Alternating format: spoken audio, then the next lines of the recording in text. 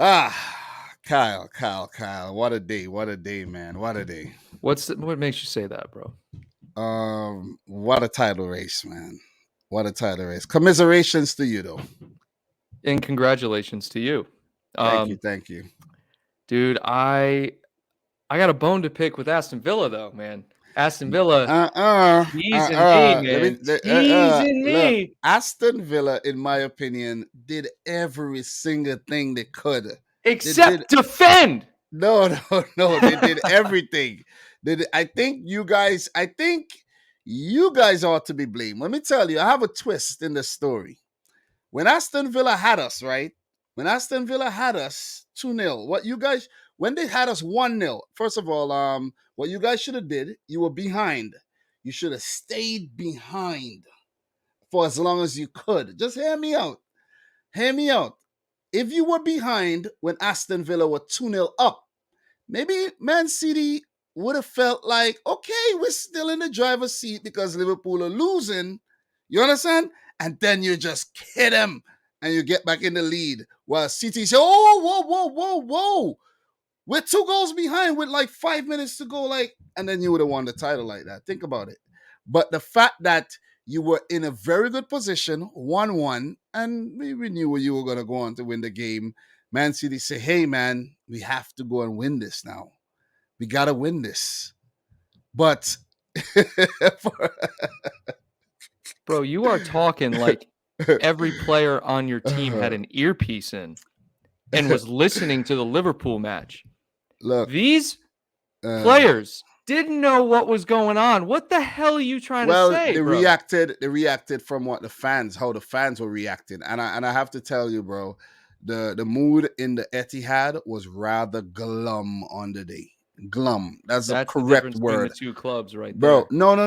And I was saying, these City fans need to really grow some balls, man. Seriously, they really need to grow some balls because it was like a darkness just, shrouded the entire stadium and it fell onto the field. It allowed its shadow to envelop the field and the players were being affected, Oh, I know. And I'm like, why is everyone so sad in the stadium? When you're supposed to be lifting the freaking players, you're sad.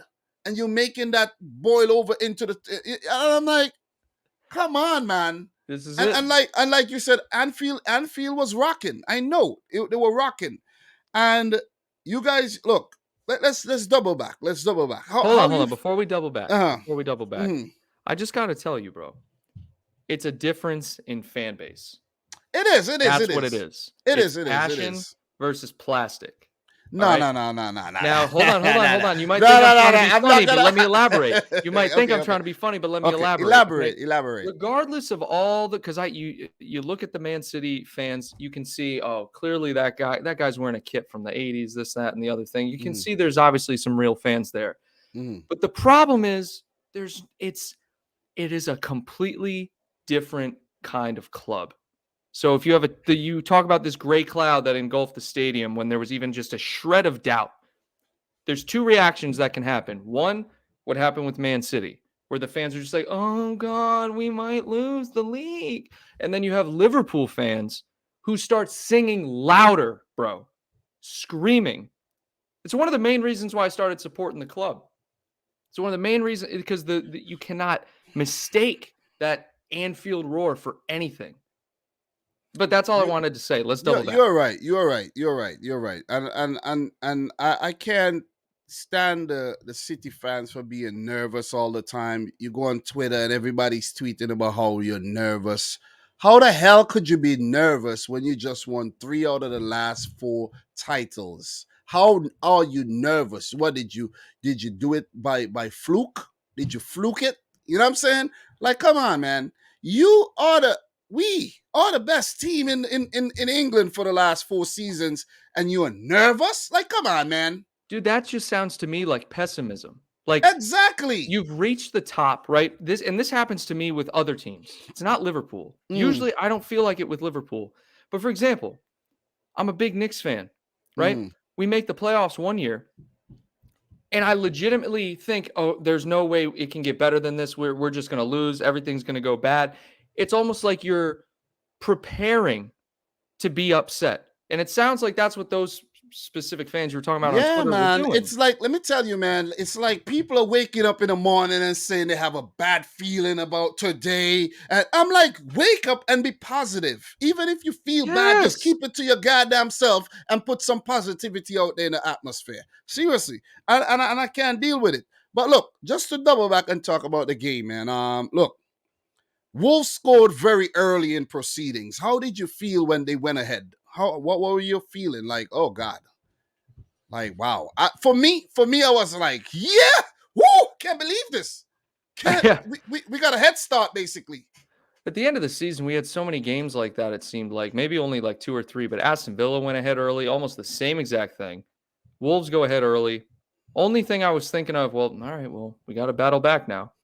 That's it. It sucks playing from behind, but I know I've seen this team do it tens of times. Like we've done it so many times under Klopp. I wasn't worried at all. Did I not want to concede a goal? Yeah. Another thing is there must be a new rule that I wasn't aware of. You can't be offside on a goal kick. Yeah, who Because I was don't think offside though? Konate touched it. Who was offside? I think I might be getting slandered for this, but it's all No, good. I think there's a rule like that. I think there's Raul a Jimenez was miles offside, but Konate missed the clearance header. I think And there's a rule when it comes to the goal kick and being offside. I can't remember 100% right now, to be honest. yeah. When But it comes anyways, to that's what I was all the just like, rules, you know what I'm saying? Look, not even the players know all the rules. Let's just put it out there. You know what I'm saying? There's handball rules, and players are still screaming handball when obviously their hands are tucked in. So it just tells you when you're engrossed in the game, you sometimes you don't even remember the rules, man. You feel me? You know, it's like and the game evolves as well. So a rule might be relevant 5 years ago, and today it's not relevant. But there is a rule with the goal kick though. There's some kind of rule with that when it comes to the goal kick and offside. I can't just remember the exact rule, but if you guys know, let us know in the chat though. But Kyle, they conceded a goal. You guys conceded an early goal, and I felt good. I really, really felt good yeah, about that. You know what I'm saying? I actually want to bring up the game so we get all the information right in terms of when the goals were scored and everything. But I know, Wolves went ahead very, very early. And I was delighted, man. I was like, okay. So 3rd minute goal, Pedro Neto, your defense, absent in the goal kick, and Konate didn't deal with it properly. Raul Jimenez runs in behind, and Trent obviously, try to catch up to Pedro Neto because Trent's out of position, and Pedro Neto taps it in. And I was like, God damn. Third minute, and Wolves are ahead.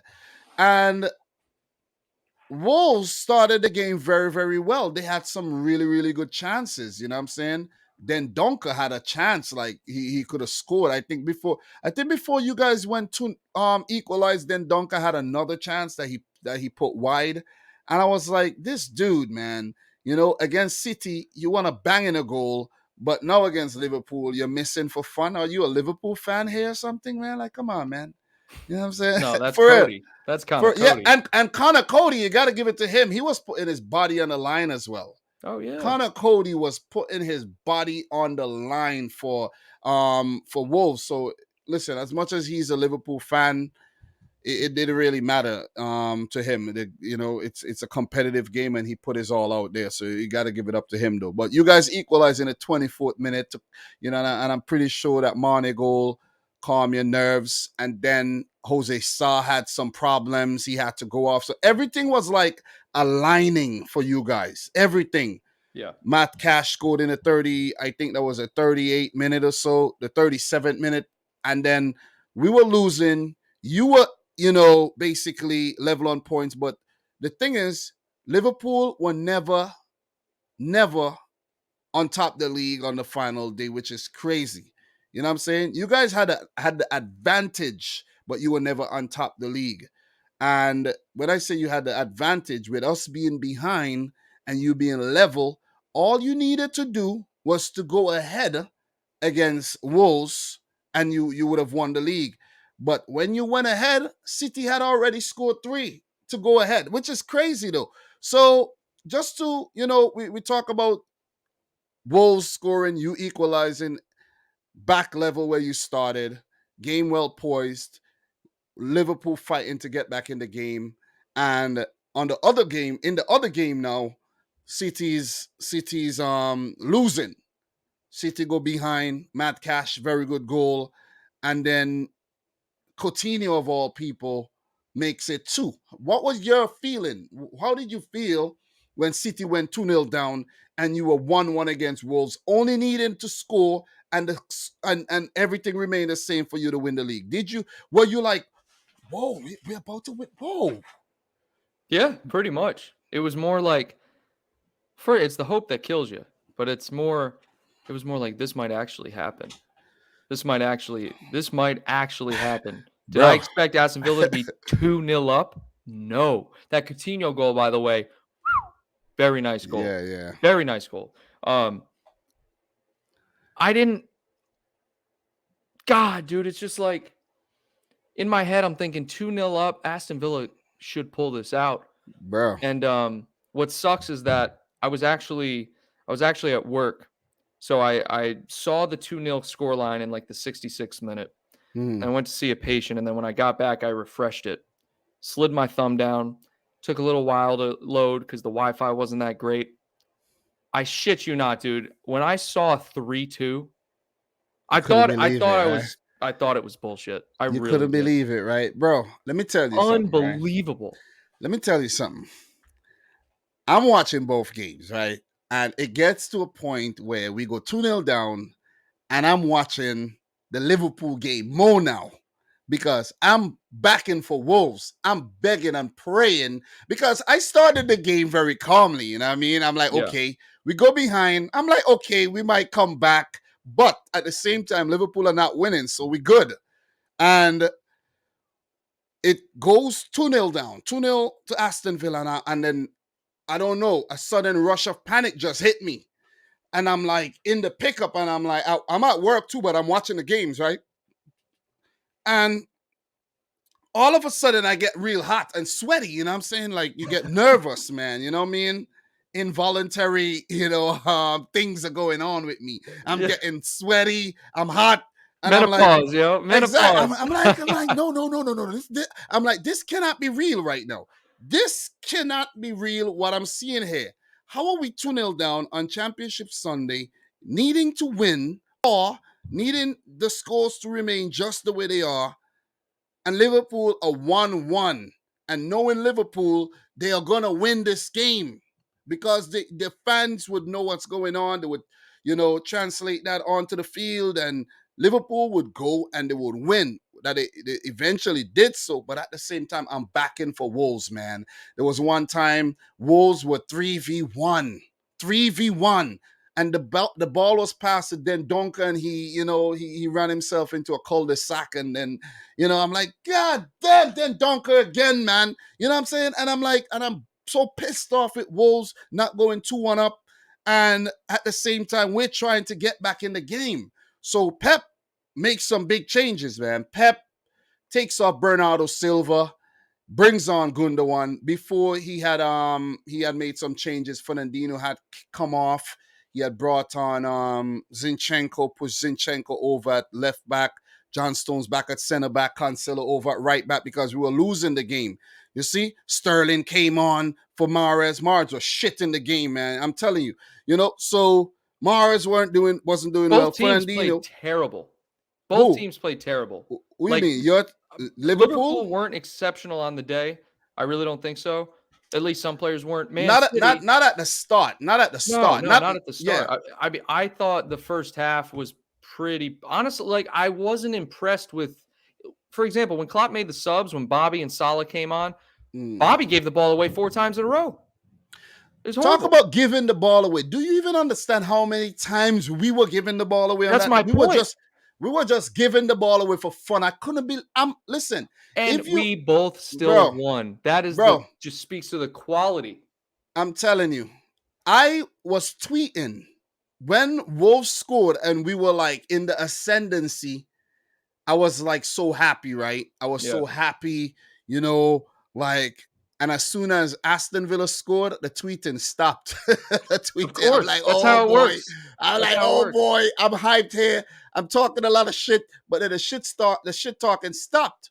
And then I resigned. I was like, if we lose the league today, we deserve to lose the league because we're not playing well. We're not playing well. How we 2-0 down in a big game like this? I don't understand. How? How? So when Sterling Gundogan came on and everything is a blur, bro. Ask me about the build up, I can't tell you, man. Everything's just a blur because I'm there, just I'm watching the game, right? And the fans they're panning into the stadiums, and the fans are gloomy. They all sad. Fans are crying, you know what I'm saying? And I'm like, look at these people, man. You're supposed to be cheering the freaking players up. Nothing. So you got to commend the players for what they did to bounce back, man. They I don't know, they had a quick rush of self-belief, and they just rallied. Sterling with that cross over to Gundogan on his head. Bam. I'm like, Jesus Christ. I'm like, yeah, baby. And before that happened, I was like cheering. I'm in the pickup by myself and I'm cheering. I'm looking like a crazy man. If somebody's watching me from over there, they're like, this guy's crazy or something, man. And Yeah, I'm I'm cheering. picturing looking across the parking lot and Bro, seeing Dom. No sound, just Dom going. exactly. Bro, I'm in the pickup and I'm like cheering, man. Goal. I'm telling you, when that second goal, when Rodri side-footed that second goal in, Kyle, I don't know what it is, but I never felt the Holy Ghost. Like I'm not really a spiritual guy and go to church and feel the Holy Ghost and speak in tongues and all of that shit. But I'm telling you, man, when the second goal went in, Kyle, a sudden like spirit just took over me, and I was like, what? Why do I feel like this? Euphoria. I felt so good. I screamed out. I'm telling you, the freaking pic. I'm like, we're back in. I can't believe. And then the third goal scored. I lost it, man. I lost it. In I couldn't 5 believe minutes, it, bro. too. It's Five amazing. minutes, bro. I It's couldn't amazing. believe it. I couldn't believe it.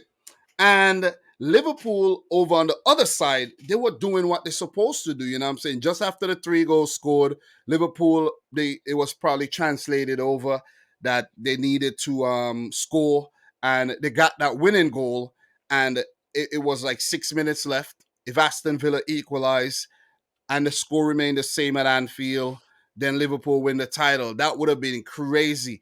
There was actually a rumor going around the stadiums where I heard that a Wolves fan actually spread a false rumor that there was a third Villa goal, and then I had it on video. I should have uploaded it, No, but I I don't want to remember get. that because the crowd Yeah, went crazy, but the there was no crowd went confirmation. crazy, Yeah. and then I even saw like Klopp hugging Thiago, and it was like I don't know why people thought that. I don't know if they didn't have access to the Man City game or something, but the fans went crazy. You could see like a mini Mexican wave of happiness and joy just went around the stadium, and I was like, God damn, that's messed up though. This same exact thing happened a few years back or When we 2. I won by think 1 point, right? you guys were playing Brighton. Brighton went up 1-0, and we're playing Wolves. We're playing the same exact team. Yeah, And it's just bro. a I'm pain in the telling ass, you, bro, because you know how close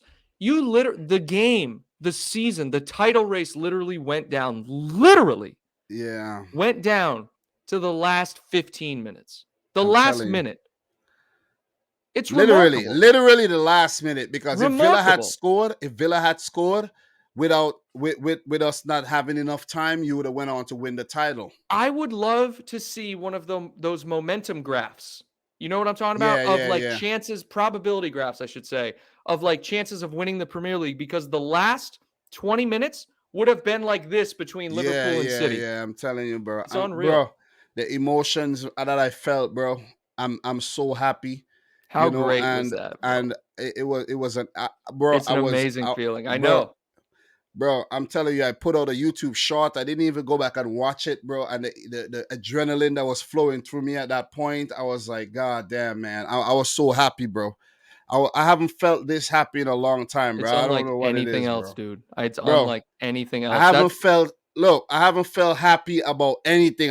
When I say anything, I mean anything. And it makes it better. Like if it was just say you guys won the league, that's fine. But you came back, which makes it like the only thing I can compare what you felt would be the Barcelona comeback. Like not even winning the Champions League final. The Barcelona comeback was like that was the epic. height. That was epic. Yeah, I covered that, so I know how it was. I know how you guys felt, man. And look, you have to give a lot of credit to Liverpool, because if it wasn't for you guys, man, we would have walked away with the league easily. Yeah, every other team should be thanking us. Would you really want to be part of a league where Man City just walk through it every year? Go watch the Bundesliga. Yeah, because go watch Ligue 1. If it's not for Liverpool right now, let me say this: City would Bundesliga the Premier League. I'm telling you, Bayern Munich the Premier League. No question. You know what I'm saying?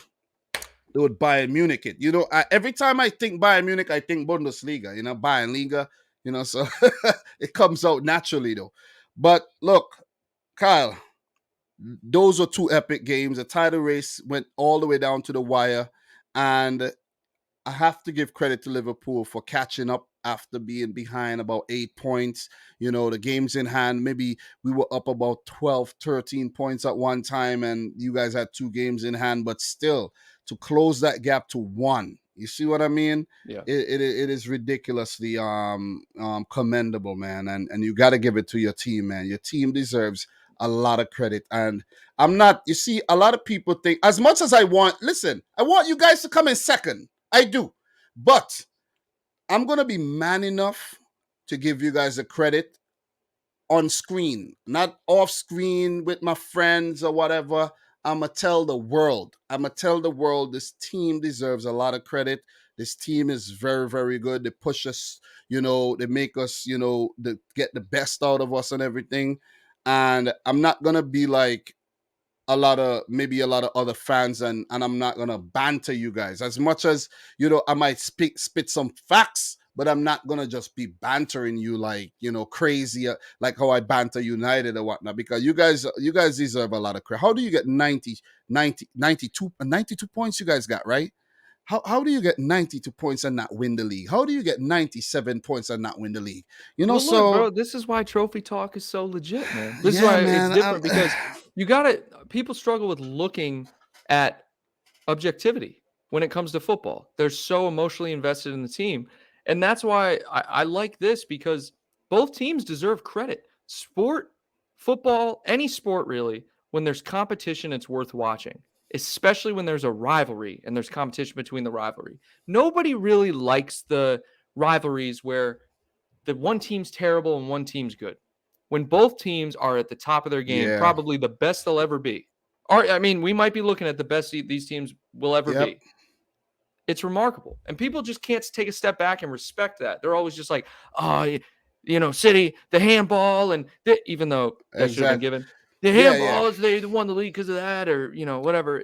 Dude, I enjoyed this season so much. Everything about it. It was a great season, man, but it has now come to an end. Man City number 1, Liverpool number 2, and the big question, as we land the plane on the first point, the major point, talking about the match week 38, the big question I have for you, Kyle: How do you plan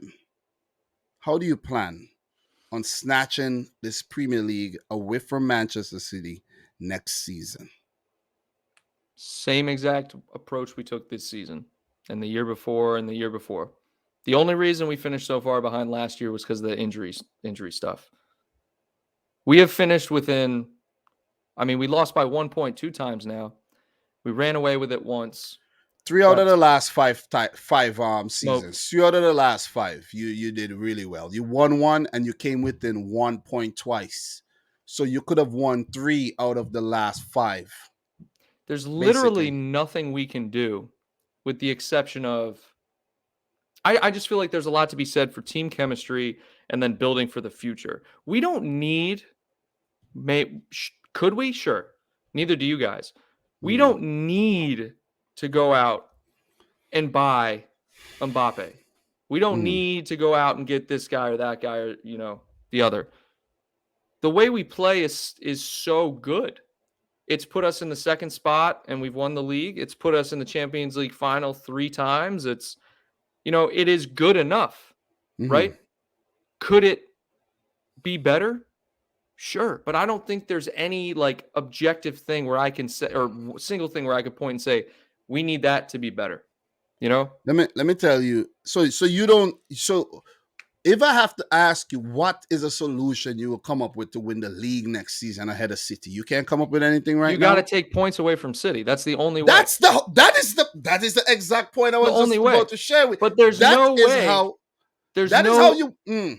There's no other way, though. What I'm saying is there's no way we can approach our team. How do we make our team better to get more points or win more?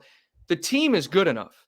It's the execution on the pitch. You hit the nail on the head already. I was about to tell you the only way you win the league ahead of City is by taking points from City. You have to take points from City, and I mean all 3. All 3. Not get one and give one. Take all 3 points. And if you had taken all 3 points this season in just one of those games, you won the title. It boils down to that. Forget about the people talking about the Everton handball, people talking about you drew to Brighton and Brentford and Spurs and Chelsea. Forget about all of that. City did the same BS against a lot of teams, right? Yeah, and that's what people like to do. They like to cherry pick situations where, so for example, the handball, they say if that handball was given, we probably could have won the league. True. But if we took points away from City, we also could have won the league. If we didn't draw with Brentford, we could have won the league. You can literally pick and choose what you want. The fact of the matter hindsight. It's hindsight. Yeah, hindsight's always 20/20. And everyone Monday morning quarterbacks, every fan does it, and they think they're the best thing since sliced bread, dude.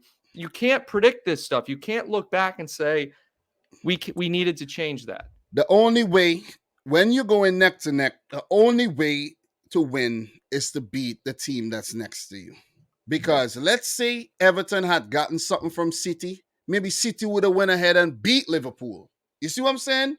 Maybe it would have given them the impetus to say, hey man, we just dropped points in this game against Everton. Let's beat Liverpool now. So then all of that talk goes out the window about the Everton thing, because people act as if Liverpool never had some lucky breaks in terms of refereeing decisions this season. Hey, all teams you need a little bit of luck.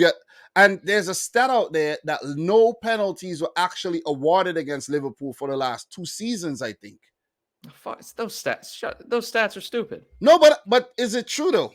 I have no idea. All I know is Mahrez missed a penalty. You guys never. You see, so it's like everything works. You know what I mean? Everything would work. So things would work for you. Things would work against you. I do feel like Van Dijk has never conceded a penalty. There have been points in time where I'm like, yo. Exactly. That might have been a penalty, Van Dijk, but he's so good. The refs are like, no, I'm not giving it. Exactly. I'm not giving it. So look, I think we probably debunk how Liverpool could get the better of Man City next season, because look, across the last 5 seasons, there's only been 2 seasons where City got significant amount of points higher than Liverpool, and that's the 2017-18 season when City got 100 points and Liverpool got about 74, and the season when last season when we won the league by a big margin, and Chelsea came in second, you came in third. So now a point gap. You got to figure out how to close a point gap. You have to beat the team that got the point over you, and that's Manchester City. Right. How easy is that? You're gonna need a lot of luck. Because you guys should have won the first game. It was a helter-skelter game. You guys got the luck. You guys got the luck in that game. We played very well in that game. We should have beat you guys, but you came back well. And that Fabinho, that block by Rodri, man. We will talk about the players and everything and go into individual players and everything in future trophy talks and all of that. If we go into all of that right now, we take 5 hours. But Rodri has been immense for us this season, and it goes back when you think about that big block. Fabinho, the goal was gaping. Surely Edison would never stop that, never, and Rodri to the rescue, man. So look, don't go cherry picking on me, man. For me now, how do I stay ahead of Liverpool? Look, I just have to not lose. I just have to not lose. And next season, what we need to do is to, when we have Liverpool, we need to do them exactly what we did to them in the 2019-20 season. 2019, when we went to Anfield and we destroyed you. That's what we need to do. Gundogan destroyed us. That was what? That was a 2020, 2021. The 2019-20, you won that.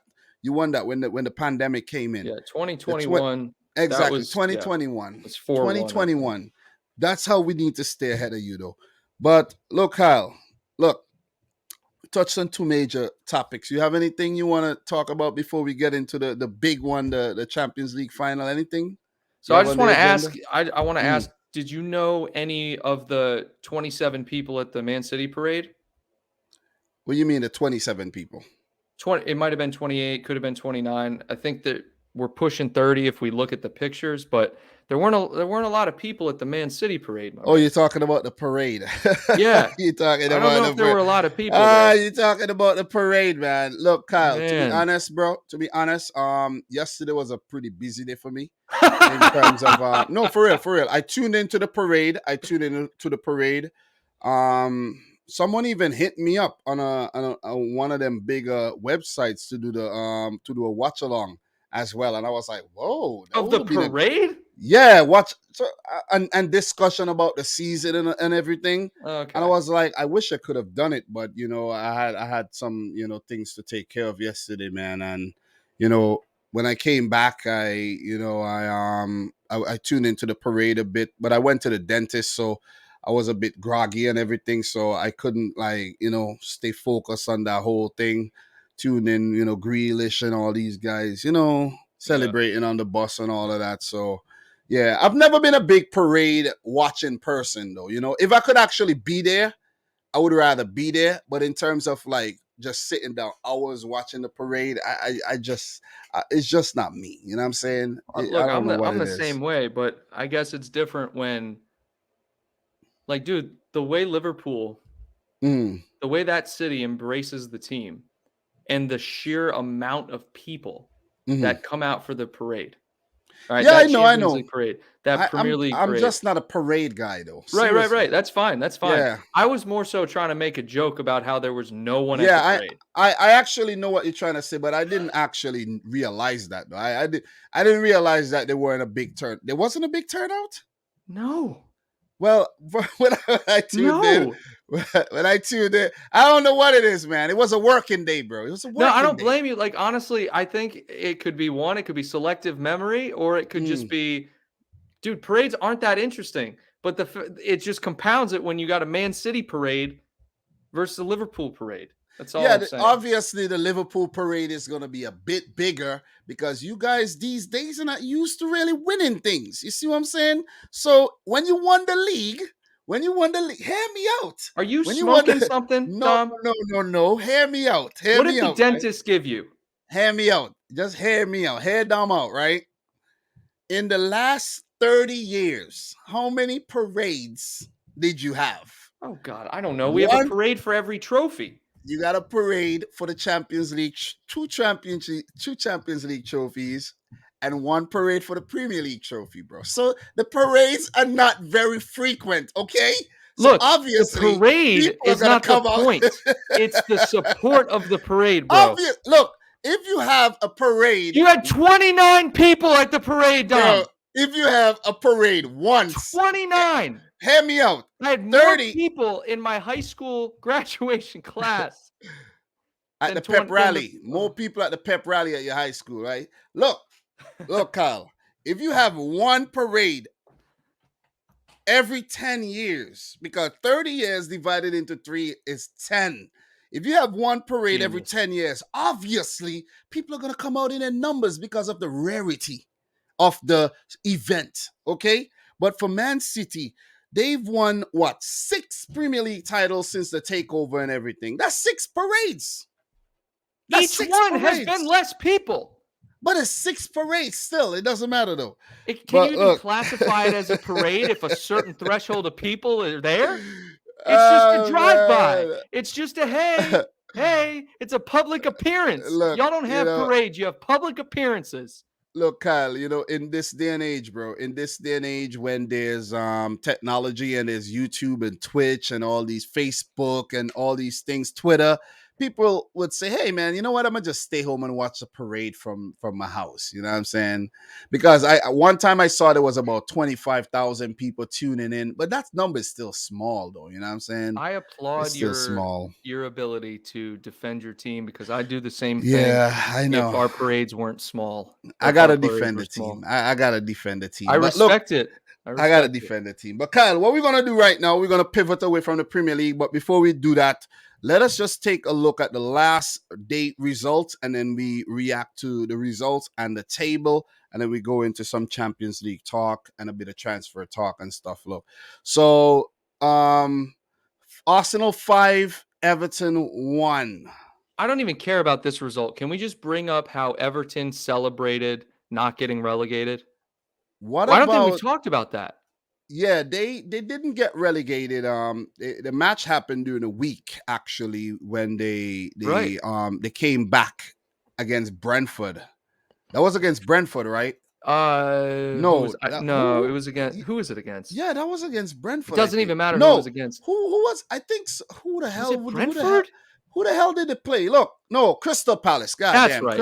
Crystal Palace. And I know this, but there's been so much. And they stormed the pitch. Yeah, they really celebrated they won. That's so sad. They celebrated like they won the Champions League, not the Premier League. I just had to the bring Champions that up. League. They actually acted like a championship and a League One and a League Two team, because that's what happens in those lower leagues when big occasions they storm the field. I know the City fans did storm the field because of the emotion that was going on. Do you think Liverpool fans would have stormed the field if you had won the Premier League on Sunday? I think it would have been the perfect scenario for that to happen. Yes. Okay, so I really do. So now we do understand why the Evertonians stormed the field, and one of the Evertonians actually was all up in Vieira's face, and Vieira kicked him. Did you see that video? Do you blame him? Nah, bro. I would have done the same. Him at Vieira all. is a savage, bro. Vieira didn't even back down. The guy was in his face, I think, flipping him off. Exactly. He was like, and Vieira is like, get the, and a couple of the fans tried to rush Vieira, and Vieira wasn't even backing down. The man is a savage, man. Come on. You know what I'm saying? I don't blame him at all. I'd be very surprised if he gets any discipline from that, because that's just absolutely ridiculous. Vieira gets manager of the year for that. You know what I'm saying? He should. So, look, Arsenal missed out on top 4, but, they smashed Everton on the final day. And, Everton survived, so they didn't really care. You see what I'm saying? Yeah, and they clearly didn't care. Do you actually know what the boy Richarlison did? Do you know? I know he reached out, or he on Twitter with Jamie Carragher or something. Yeah, with the tweet. Richarlison actually, let me actually bring up the tweet that Richarlison did for you guys when you came in second. This is what Richarlison did to you. Oh, the balls on this kid. Yeah, this is what Richarlison did. When you came in second, he tweeted this out immediately. This. I gotta say, this is funny. This RE gif is actually funny though. It is funny though, but he is actually very fucking nasty as a person. No, he's delusional. You know what I'm saying? This guy is delusional. And he's only doing that because you guys are because they survived. So the fact that they survived, he tweeted this. There's levels to this, bro. You know what I'm saying? The boy Richarlison, man. Listen, he's funny. You gotta give it to him. He's funny though. He's funny. He is funny, man. Is he funny though? Yeah, it is. It is insensitive, but I don't even. Dude, I don't care. He's an Evertonian, though. You know what I'm saying? No. I don't care. It's not like I'm not hurt by the tweet. I'm more concerned with like the context. Like this guy has no self-awareness. You guys barely survived. Yeah, I don't even think they got 40 points this season. No, they didn't. They didn't. And you're laughing at us, bro? But Kyle, admit it. I'm going to go laugh to the trophy room, fam. Kyle, admit it, though. This is funny, though. The GIF is funny. Yeah. It is funny. But Richarlison, man, he got no chill. I also Thierry Henry, he's I don't know. Football, he's great. As a person, I don't. He's suspect in the punditry, you think? Oh, dude, he's very. When it comes to the punditry, bro, Kyle, I have to say the media are Liverpool biased, bro. And I don't know if you could deny it. These guys played "You Never Walk Alone," bro. You never walk alone. You know why all of that is a thing, bro? Because they admire how crazy, how passionate. They admire everything about the club. Bro, listen. They don't admire anything about Man City, bro. Imagine, they admire right? Liverpool. Imagine, I'm tuning in on Peacock, right? I'm tuning in on Peacock to watch the Man City Aston Villa game. The Liverpool Wolves game is on USA, but on Peacock, where the City game, the game that I chose to watch, they say, okay, let's get a rendition. Let's listen to the rendition of "You Never Walk Alone." And I'm like, where's the Blue Moon rendition before the City game? And this is like, the hell is Blue Moon? Is that your song? That's our song. That answers the question as why they went away to "You'll Never Walk Alone." Man, Blue Moon is a quality song. Okay, something that I've been thinking about that we are gonna be doing on Trophy Talk in the future. You're gonna learn the lyrics to Blue Moon. I'm gonna learn the lyrics to "You Never Walk Alone." And how do you not know the lyrics to "You'll Never Walk Alone"? Why would I know the lyrics to that? You know what I'm saying? Why? Please explain to me why. Because I'm gonna learn it. Your match. I'm gonna learn it. It's okay. It's okay. But I want to teach you some other songs. Yeah. All right. I'll learn. I'll teach you "Ale Ale Ale." That's one that you'll probably admire because it's about winning in Europe. We'll have some fun. Don't worry. We'll have some fun. You can rub it in. We'll have some fun. Yeah. But look, Brentford 1, Leeds 2. Jesse Marsch, bro, survived with Leeds United. The real Captain America. I'm glad. Jesse Marsch. I'm glad. Yeah. I'm happy for him. Leeds, the fans kind of rubbed me the wrong way when they played against us. Real quick, dude. Leeds. We've talked about this before. When they got promoted, we were their first match, and we did the preview, and we were talking about how Leeds don't stand a chance. Credit to them, we only won 4-3. However, I have never seen so much anger from a fan base after a preview. Like, so many Leeds fans were pissed off about that. They were coming in droves to the channel just like salty, bro. Same like the Norwich fans, and look at where they at. You know what I'm saying?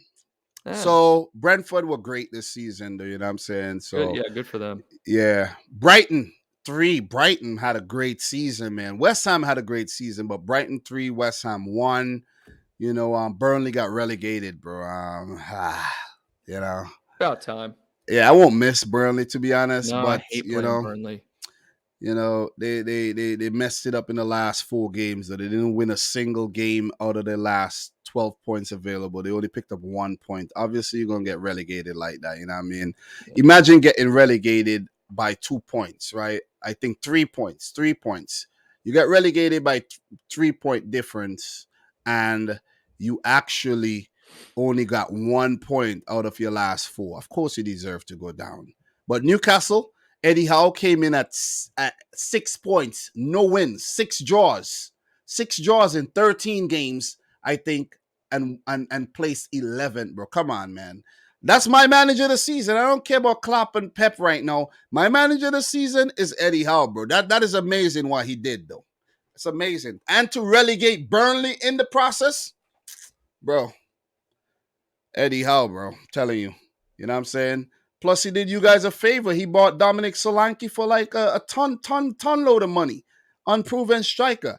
You know, he bought Jordan Ibe from you guys, a ton load of money, unproven freaking player. Where is he today? Disappeared off the freaking globe. Hey, And take it easy. Take it easy on Jordan you know, Ibe. He's got a so lot of stuff going on. yeah, you know, not to be insensitive, but you guys, you know, footballing wise, yeah, you know, I know you got to set up for your Liverpool play and all, but yeah, but Eddie Howe has made Liverpool a lot of money, so you know, I mean, I guess.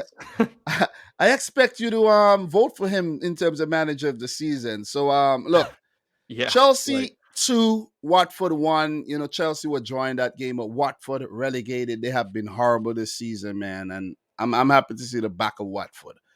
But about Chelsea though, Kyle, we're gonna get to them. When we look at the table, we get to them though. Crystal Palace 1, United 0. These guys are pathetic, bro.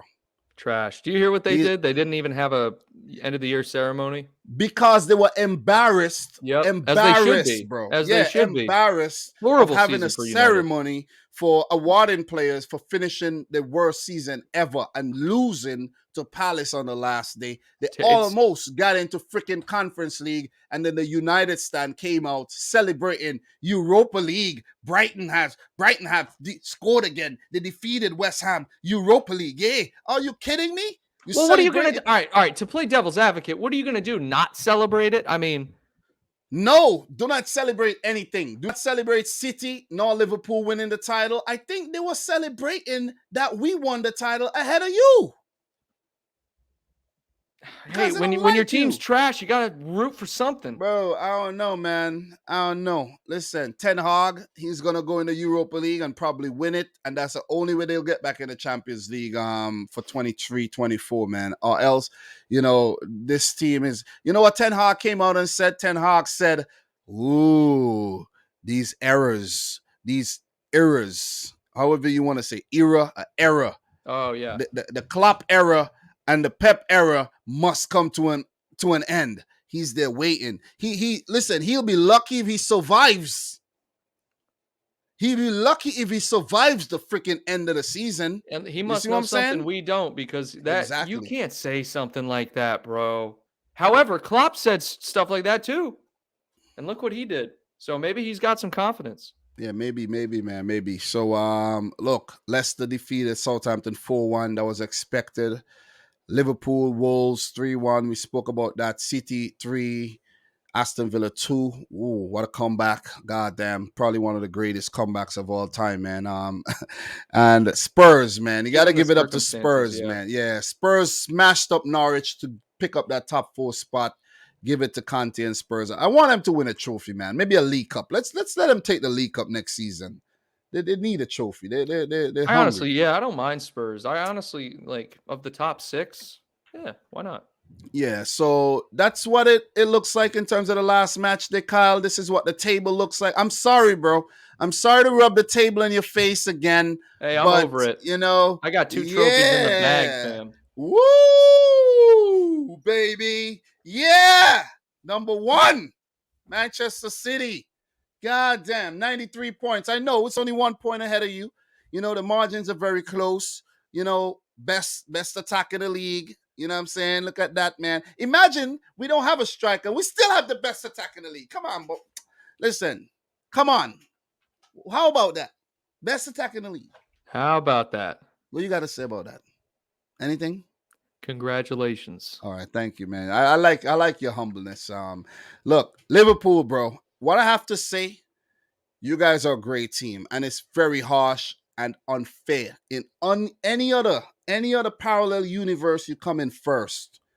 Maybe every season, bro. This is crazy. See, that's not how I feel, though. Like, yeah, sure, I agree it's unfair, but I don't feel that it's unfair because we had plenty of opportunities to win it. Nah, I think you guys, bro, and all the great points are just coming in. They're coming in. You know why? Manchester United actually spent more time on top of the Premier League table this season than Liverpool. Let that digest. Just let that digest. Let it digest. Doesn't matter at all. Literally no, I'm just saying. Matter at all. It matters because guess what? It doesn't matter at all. Chelsea spent Everton a lot were top of the league for 7 games, bro. But what's great about that? Let me tell you what's great about that, right? Let me tell you. If you can't see it, let me tell you what it is. If Man United spent 14 days on top of the table and you spent 11, Chelsea spent maybe 100 plus, and City probably spent the most, right? You were still, having spent the least amount of time on top of the table, you could have still won it. That would have been one of the biggest hijacks of all times when it comes to winning a title. Just one off. There were some great ones. I mean, we don't need to get into all of that right now. I don't mean to dig up, your scars or anything, but I'm just saying, credit to your team. That's all I'm saying, bro. Credit to your team, because you know why? Look at what the others did. Look at what Chelsea did. Third with 74 points. That's pathetic. 18 points behind second. Come on, man. Well, I mean, they couldn't hold it, dude. Every single pundit. What do you mean they couldn't? What do you mean they couldn't hold it? You talking about when you really gotta take a dump and you can't hold it? That kind. Let me put it this way. They shot the bed. They shot the bed. Let's put it that way. All right. Every pundit, bro, was predicting Chelsea to win the league. Chelsea last season. Everyone thought Chelsea was so good because they won everything. That's awesome. They were good. They look good. Chelsea were never ever gonna win the league this season. And then they with lost a back line of Thiago Silva, Rudiger, and Christensen. You're not winning the league. They lost both the cups as well, which is another laughable thing, man. So But Tottenham getting top 4 is big. They did what they had to do. They came back in the second half of the season. Yeah, Conte is the man who came in and did the thing, though. You got to give it to them, though. And what also helped, if you check Arsenal and Chelsea, they both only got 3 and 5 draws. And you might say, maybe if they had drawn more games, they would have done a lot better. But I think it's actually good because they won a lot of games. You see what I'm saying? That's 100%. I have this debate almost every week on my channel, in the sense that Liverpool draw a lot. A draw is a loss. Lot. Let me tell you something. If you lose, I would rather lose more games and try to win them than like draw. City. Look. Yeah. City lost 3 games. Liverpool lost 2 and still won the league. That's the difference. That was the difference. Too many draws. You draw to Spurs. You draw 6 games. You draw 6 out of 8 games to City, Spurs, and Chelsea, and that's where you lost the league. Right there. I'm with you, dude. You draw to Brentford, you draw to Brighton. I can remember everything. You lost to West Ham, you lost to Leicester. I can remember all those negative results, all of them, which is crazy when you think about it. For me, listen. Maybe I won't remember everything, but now it's convenient. He doesn't remember anything. No, for me, we lost to Spurs twice. We lost to Crystal Palace as well. Then in terms of the 6 draws, twice to you. We drew twice to freaking Southampton, Twice to Southampton. We drew to West Ham, and we drew that other game against Crystal Palace. I don't think we beat them at all this season. When it comes to these 2 teams, bro, I know I have it in the tank, but other teams maybe not. But look, Arsenal miss out on top 4, coming in 5th. Hard luck to them, but I don't think the team is ready. They're still very, very young.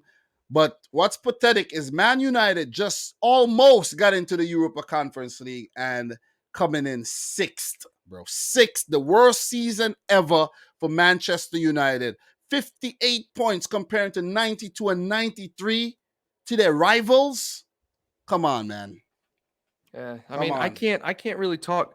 I want to talk trash, and I have talked trash about Man United this season, mainly because we beat them 9-0 on aggregate. But it wasn't too long ago that Liverpool finished with 56 points and we finished 8th. It wasn't too long ago. And it wasn't too long ago before, Man City were playing in League One. You know what I mean? So, you would want to banter, but still, you got to banter still, man, because I'm pretty sure when your team and my team were in the trenches, they were laughing. You know what I'm saying? So Oh yeah, of course they it is were. what it is, man. It is what it is. So West Ham finished 7th for that Conference League spot. I Leicester can't 8th. believe Leicester finished 8th, dude. Leicester Yeah, they had did. one of the most like pathetic. They I did well at the honestly feel back like end, though. At the yeah, back end. that's true. They pretty much went through what we went through. But I mean, dude, Leicester City 14 losses, dude. But you know what? You know what I realize? It's I realize pretty crazy. big, how big Jamie Vardy. Jamie Vardy is massive, bro. Dude, he Jamie is. Vardy is, bro. I've Who seen else do Jamie. they? Iheanacho? No. Bro, I've seen Jamie Vardy scored some goals since he returned. Ridiculous, bro. I'm telling you, Jamie Vardy gets the ball and size up the goalkeeper and do the BAM! Straight. I'm like, Jesus Christ. Dude, you're not wrong. He's phenomenal. Yo, he's nasty, man. And kudos to Jamie Vardy for sticking to Leicester City. And I honestly think Jamie Vardy has about 3 more seasons in him. Because, you know what I mean? Maybe at least 2 more. At least 2 more. And that's why he retired from the England team so that he could preserve his Leicester City career. Look, Jamie Vardy, because he's so fit, he probably could play until he's 40. I won't put that part. I wouldn't put. Look at Zlatan. You know, Zlatan was in the last Milan team that won the Scudetto. And look at that. This is ridiculous. That's bro. pretty I'm telling crazy. you. Yeah. I mean, look at James Milner. You got these players that are playing into their late 30s, bro. Timeless, bro. I'm telling you. So look, just to finish this off, Brighton, great season, man. 50 points, the best season ever. Wolves, you know, they petered off at the back end. They finished in 10th, still solid. And the second half of the table here, Newcastle United, phenomenal, man. You know, gotta love what they did. And they're a massive club, and it would have been, you know, a loss for the league if they had went down as well. And they're going into a new era, you know, big money, oil money coming in again. So I hope they, you know, we don't get all the flack of the, you know, oil club or whatnot, and they get some of it. So Crystal Palace, you know, very progressive team. Going to be interesting to see what they do next season. They'll get, you know, a budget. They'll have money to spend. They'll look to unload a few players as well and refresh the team because I think Vieira did a great job, man. And look at that. 15 draws and 11 wins. That's a solid season if you ask me. Brentford survived, man. Let's give a round of applause to Brentford, man. Brentford, yeah, no, they deserve it. Brentford, you know, they played Brentford. They played some good football, and the Christian Eriksen signing was actually the key to them staying up, along with guys like Ivan Toney and Johan Wissa, man. That guy, Johan Wissa, is a beast. And I know you would never forget Johan Wissa equalize off the bench against you there. So, you know, Brentford, it's going to be interesting to see what they do next season in terms of recruitment and, you know, who they're able to hold on to and everything. Villa, 14, Steven Gerrard. Not bad, but could have done better in my opinion. I want to see what because I don't know off the top of my head. I want to see how well they did prior to his appointment and then since his appointment. He did better. I saw a graph recently. He improved the team big time, and they just signed Boubacar Kamara, a Marseille player, on a free. So they're already bulking up. Yeah, he's a good midfielder, defensive midfielder as well. So they're already bulking up their team. I think he's an African player. I can't remember what country he's from, but he's French. He's French. No, he's French / another country. You know how it goes. And we have Southampton, man. I actually think Southampton could be relegated next season if they don't really pull the act together, you know. Yeah, they got to get it together, dude. Yeah, what happened? I mean, I think they're still in. They still have some good acquisitions. I think one of their best acquisitions in years was Mohamed Salisu. I think he is a phenomenal player. Yeah. But yeah, man, I don't know. They gotta buy some people. But they could lose people too. You know, a player was actually saying yesterday that I won't mind City signing, and that's James Ward-Prowse. I don't care if nobody might actually agree with what I'm saying, but my logic is solid. I think one of the closest players to Ilkay Gundogan is James Ward-Prowse. Just watch how they both play. You see what I'm saying? they're defensive, but not overly defensive. And they could also get into the final third and score you goals. Look around the league and see how many midfielders you find scoring a lot of goals. Not many. James Ward-Prowse fits the mold. Ilkay Gundogan as well. And I could actually, that would be a great signing, but I don't think it will happen. For me, I don't think it will happen. But if we sign a James Ward-Prowse, you'll have a penalty taker. You'll have whenever he plays, what I'm saying, you'll have that dead ball specialist, man. It'll be a huge signing, but it won't happen. And he'll win a trophy as well. This is trophy talk, and we're gonna, he'll win a trophy. He'll win something, at least something. Most likely the league. I know that's what Liverpool really wants, but you ain't gonna get it, baby. Once we're playing like this, you ain't gonna get it, man. Man. Everton. How many European Cups do you have? Yeah. All right. Next subject. All right. Everton, that's the subject, man. They survived 39 points. I know you wanted them to go down. I'm happy they stayed up. I always back them to stay up. I want them in the league to give you some trouble, you know what I mean? So, yeah. I wanted them to go down big time. But big Lampard, time. Man, I'm happy for Lampard. He would have gained a lot of experience from this. I cannot stand that guy, dude. I like him. Him and Klopp never get along, but I like Lampard. Ever since he was a player, I like Lampard, you know what I mean? Gerrard, epic players, man. You see what I mean? Legends. Yeah. So Leeds United barely survived. We touched on that a little. Jesse March, give it up to them. Let's see who they could hold on to. Rafinha's linked to Barcelona. Let's see who they could attract. And they would be one of the teams to watch, one of the vulnerable teams to watch next season. Yep. And then we have Burnley, Watford, and Norwich going down. We knew of Norwich and Watford for a while, but Burnley, joined the pack there. So Fulham and Bournemouth will be coming up. And then we have Nottingham Forest and I think that was Huddersfield, right? I think that you got me. I know Huddersfield in your top of the table, but in the playoffs, the championship playoffs, I think it's Huddersfield and championship playoff. Yeah, I think it's Forest versus Huddersfield. Yeah, Forest versus Huddersfield in the final there, May 29th at Wembley. I honestly want to see Forest come up. They have Ethan Howard plays for Forest, Richarlison, the Canadian as well. So I would like to see them back in the league. They have not been in the league since 1998, I think. They're classic. They got more European Cups than you do, so they're a good team. Yeah, I know, man. Rub it in, man. Continue so to does rub Aston it in. Villa. Continue to rub it in, man. Continue to rub it in. This feels good. But look, how does it feel? Let me ask you a question. How does it feel to come in second to Man City for the third time in 10 years? Third time. It sucks, but I don't lose sleep over it. Because I'm happy with the team, the success of the team. You better lose sleep because guess what?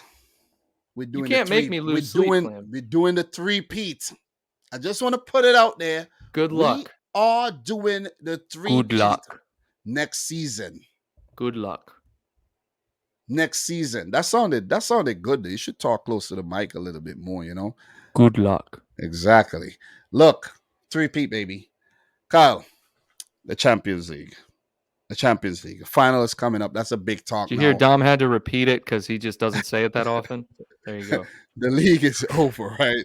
The league is over. The Champions League, the treble is still on.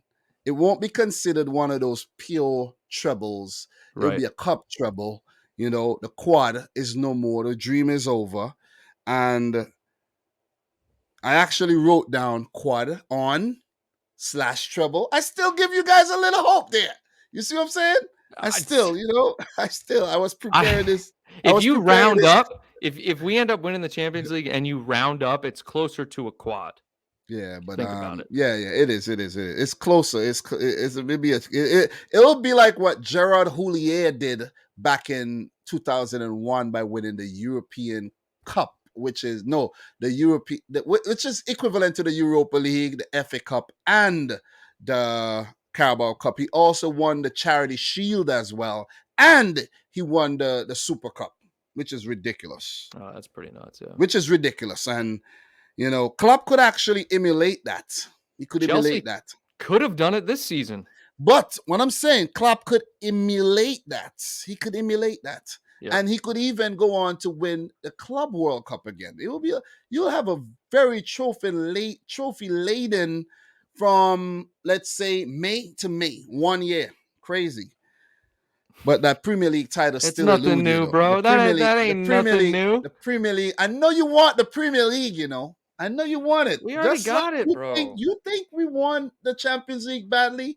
You want the Premier League badly, bro. I know can you do. promise you, we don't want the Premier League as bad as you guys want the Champions Bro, League. I I can can promise you, promise you want. I that. could promise you, I could bet money you want that Premier League more than we want the Champions League. I know that. But we because already got the Premier League. You guys have not gotten the Champions League. So yeah, I therefore, your understand argument that. is I invalid. understand that, but you want to win more Premier Leagues though than just That's one a in different 30 argument. years. That's Though. a different One in argument. 30 years, bro.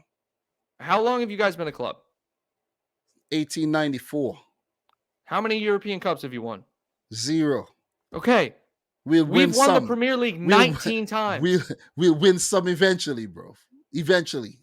You know what I'm saying? Don't hold your breath. We just gotta have some patience though. But look, Real Madrid versus Liverpool in terms of head-to-head, 8 games, 3 wins for Liverpool, 1 draw, and 4 wins for Real Madrid. And look, the 4 wins for Real Madrid all came in the UCL era as well. Mhm. Liverpool won the first meeting back in 1981, the final back in 81. And then the knockout round tie back in 2009, you won that as well, 5-0 on aggregate. And Liverpool have not beaten Real Madrid since then, though. Since Yeah, we've gotten 2009, smacked. you haven't beat them since. And look, that's 5 tries since then. And that includes a 2018 final and a quarterfinal tie last season. And you met them, I think, in 2012. You didn't beat them. I think you lost both those games. You got a draw last season and a loss. So yeah, quarterfinal last season, you bowed out to Madrid there. So how do you feel? Do you feel like you could turn this around? Do you feel like you could channel that energy from all the way back 41 years ago? My math is a bit off. 41 years ago? Absolutely. 1981. Absolutely. What makes me nervous is Thiago most likely out. Honestly, that makes me nervous, bro. I would have wanted Thiago to play this game. But we can do it. There's no question in my mind that it is. Look at the team that played Madrid last time in the final. Dejan Lovren, Joel Matip started. Or no, was it Van Dijk? No, we didn't get Van Dijk. Did we get Van Dijk that year? Nah, yeah, I think we did. You guys got Van Dijk the winter. Yeah, we got Van Dijk in the January transfer. It must have been that year then. But Dejan Lovren, and then you look at the midfield. I'm pretty sure it was Milner, Wijnaldum, Hendo, and then the front line was our front 3. The tried and true. But team was not nearly as seasoned as it is now, as top tier as it is now. Like, we were lucky to be there that year. And of course we got smacked, but we still played really well. I think we played great football that game. It was a very entertaining match to watch. I mean, Salah hit the post a few times, but not talking about the past, talking about this here. Our advantage lies in our, how do I say this? Our well-roundedness as a team, both in defense, midfield, front line, well-rounded. Madrid, phenomenal attack. All right, phenomenal midfield as well between Toni Kroos, Casemiro, Modric. You still got not Bentancur, Valverde. Marco Asensio. They're great players, but their defense, despite having good players, David Alaba, Eder Militao. I think that's where we got to expose them, and I think that's where we have the advantage. I'm just nervous, bro. I'm nervous now. Well I'm said. nervous as it gets closer, bro. I get so nervous. This is what you need to look at too. Yeah. Let me see that right there. Look at the stash, bro. Yeah. That is Ian Rush, right? Yeah, and dude, I don't even recognize the older pictures of him. I actually recognize him more now. That is Ian Rush. So that's the Champions League trophy there. That's 81, And right? Or is that yeah, 84? that's the only time you beat them in the final. This will be the third final that you're actually playing them in, and that's what you have to channel to actually win this game. Because look, you a bit in second. The players have to feel a certain way about that. But you also have the FA Cup and the EFL Cup wins to give you that boost. And Jurgen Klopp is a man who's been to the Champions League final on multiple occasions. How many times he went there with Dortmund? Was it once or twice? I know it was They lost once. to It was Bayern in the once. final. It was They lost to once. Bayern. Once with Dortmund. I know he won the league title over there a couple seasons Right. within that That was the same only time time they got frame. there, though, right? They Yeah, lost to yeah, that Bayern. was a great team that had That guys wasn't like. Was that the semis or was that the final? No, that's a final, bro. Okay, so they lost Final, that, yeah. yeah. That had They were Ilkay so close, Ilkay bro. Gundogan, Robert Lewandowski, Henrik Mkhitaryan, Oh no, I know who was on the Mario team. I just Götze, couldn't remember if it was a Mats semi or a Hummels. final. That Yeah, was a great team. of course. Schmelzer, who else, man? The list, Blazikowski. Yeah. Listen, the team was crazy, man, and Remarkable. the team's broken up since they sold everybody, of course. But Klopp was the man. That's to the point, and this is ridiculous. This is good. You know what I'm saying? Third final. You know what I mean?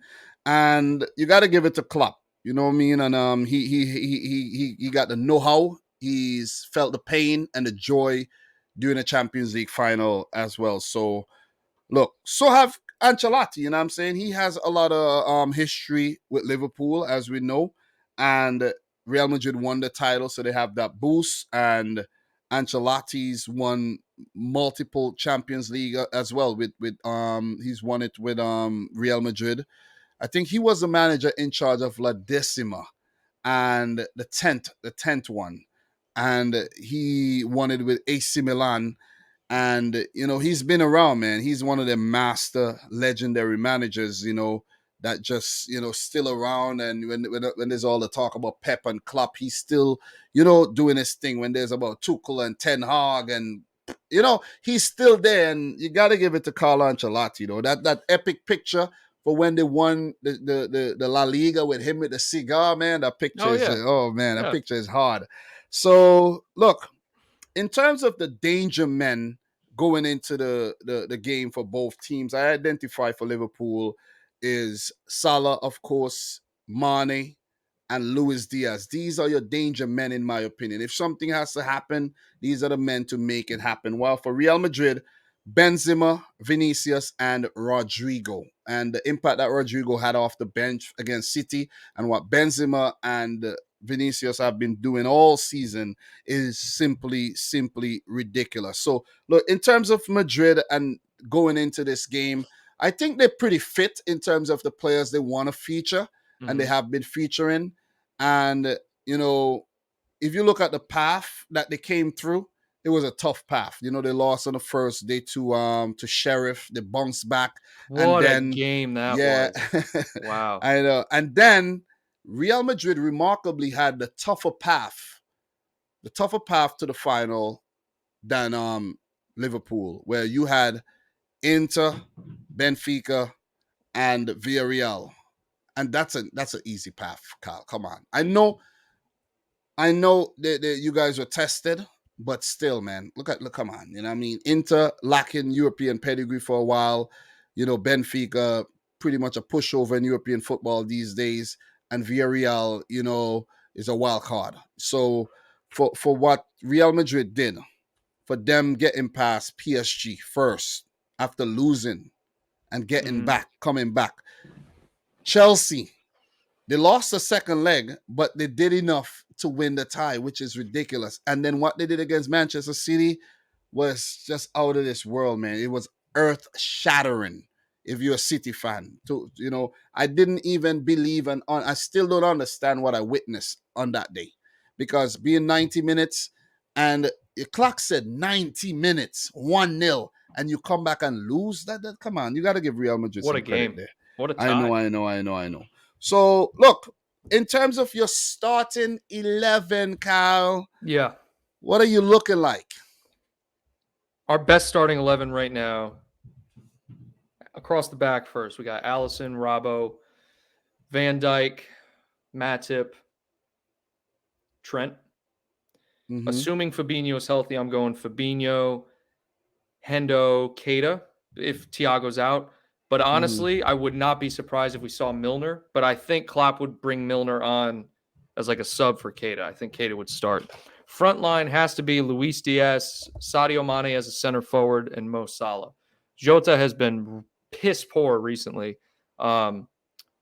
And You got a I strong bench, though. You got a strong oh, bench. You I'm know not what I worried mean? about our bench, really at You all. I know what mean, would to talk about your bench? You know what would be sick? I don't know if Divock Origi would be fit enough for this game. He was injured for the last game, but wouldn't it be sick if he features off the bench and score you a winner, man? Oh my god, he did it in the last final.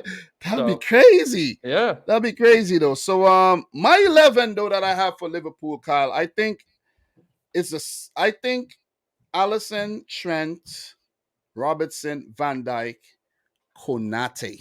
I wouldn't be surprised. Klopp likes to go with Konate. Konate in the Champions League. Yeah, Konate simply because of his speed and his strength and his height as well. And I would be it so could easily surprised be though. it could easily be Matip. But I have a feeling with Konate is the way forward though. For some reason he's been trusting Konate a lot. And You're not wrong. You're not yeah, wrong. Those two I are could literally interchangeable. It's a because 50-50 toss up. you have to understand it's Real Madrid you're going up against here with Vinicius's pace and Trent's lack thereof, right? You might need a Konate and a Van Dijk to help out to deal with Rodrigo as well. Yeah. Valverde is a very pacey player as well if he features, so you got to keep these things in mind. And Karim Benzema is not a slouch. You see what I'm saying? Yeah. So I think Klopp would go in with that 11 in terms of the midfield. Thiago is said to, he might make it. He's probably No, out, not dude. not Thiago, Fabinho. Yeah. Thiago might miss it, but I had went for Fabinho, Thiago, and Henderson. But I think it's actually gonna be Fabinho, Naby Keita, and Henderson. Yeah, me You know too. what I'm saying? And the front three, Salamane and Luis Diaz. You have Jota and Firmino options to come off the bench. I won't be surprised if Klopp goes in with Firmino from the start either, but I doubt that'll happen. Yeah, I've been telling myself that because, like, in the past, when Firmino comes back from an injury, Klopp throws Firmino right in. But with the acquisition of Luis Diaz taking Mane away from the wing and Mane playing phenomenal as a center forward, you can't take him out. Mane's in great form. Well said. Well said. For Real Madrid, I think the starting level will be Thibaut Courtois, Carvajal, Mendy, Eder Militao, Alaba, or Nacho. I think they'll go in with Nacho, seeing that he did well against City. Casemiro, Cruz, Modric in the midfield, and I think they're going to go in with Benzema, Vinicius, and Rodrigo. I've been hearing that, I've been sniffing around, and people might be saying that Rodrigo shouldn't start. It might be Valverde, but I think you're going with your best possible team, your most impactful team, and you could kill off the game within 90 minutes and don't leave it too nervy at the end. You see what I'm So saying? you're already pegging Madrid to win. No. I'm just, I'm being neutral right now. But of course, you would you like to hear who I think's gonna win the game? I don't think I need to. You think you know you think you know my answer or something? That's what you think. Look, usually I remember I said I think you might have already said it. Yeah. for the FA Cup final, I said you guys got it against Chelsea. And do you know I went and did another preview and I said that Chelsea's gonna win it. So I think whatever I say Dom's here, fake. no, whatever I say here is actually gospel. This is trophy talk, baby. This is trophy talk. This is the gospel. Evidence speaks for itself. This is the The evidence gospel. speaks for itself. You know what? Look at what I said about your team going into the Southampton game, bro. I'm usually on point with this. I don't know what it is, man. I'm usually on point though. But look, Kyle, let's do something Broken fun. clock's right twice a day. Let's do something fun before we get to the prediction part of it. I do wish you guys all the best. Thank you. Any team that goes on to win it, it is what it is. I'm not in it, but for Liverpool, I won't hear the end of it. I would not hear the end of it all summer or for the rest of my lifetime, maybe. You know what I'm saying? That they win a 7th Champions League title, and then we're looking down. Say it again. We're looking down at number 8. We're looking to win at the 8th. Oh. How many do you have, Dom? See? Win one. No Madrid fans are gonna actually come ask me these things. None. We're playing a different league. They don't really care about us like that. You know what I'm saying?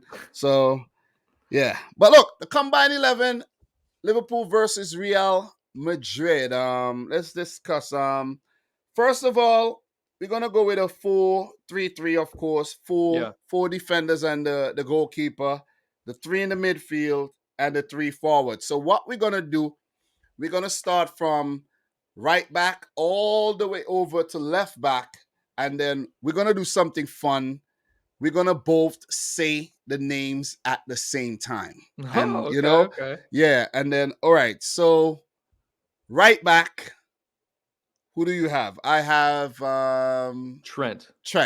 Okay, I have Trent as well. Okay. When do we start saying it at the same time? Is it midfield? Just we're gonna say it at the same time. Once I do this, you say it. You know what I mean? And I'll say mine. So, and the reason I went for Trent, and this is epic because I never picked Trent in any combined 11. I think Carvajal isn't overly quick. Trent isn't overly quick, and defensively, they're both a bit. You know what I'm saying? But Carvajal is a quality player as well. He's the only Real Madrid player that gets into the Spain team these days. But I give Trent the edge over him in today's combined 11. So Trent Alexander-Arnold gets my pick. Oh my God, I can't believe I'm doing this. But yeah.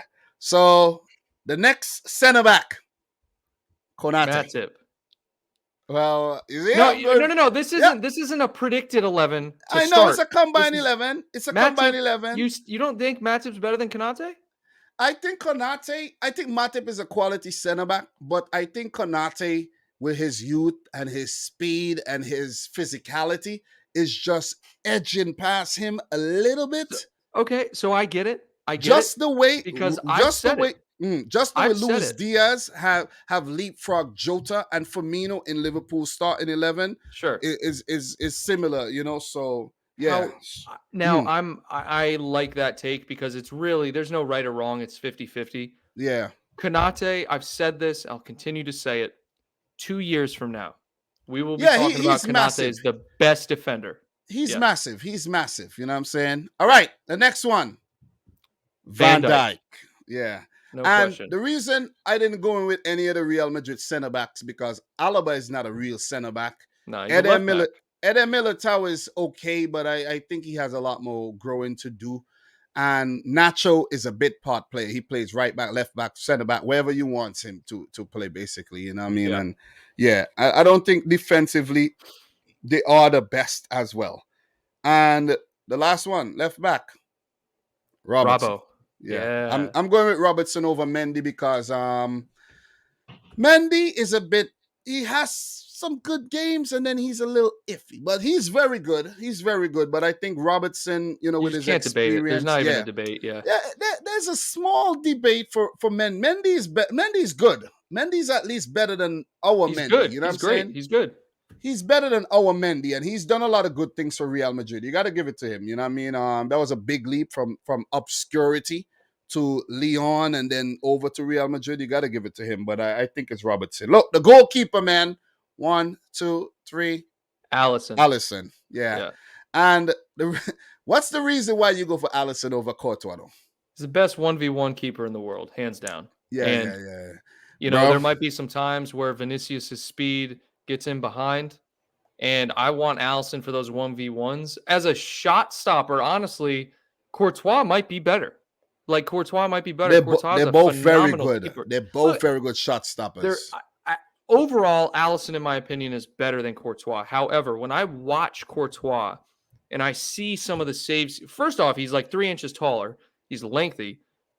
But he's good. Courtois is a great keeper. But he's not good with his feet at all, though. No. He's terrible. Hey, Alisson can be shaky, too. Yeah, but Alisson is very good with his feet, though. Yeah. But he has a mistake in him.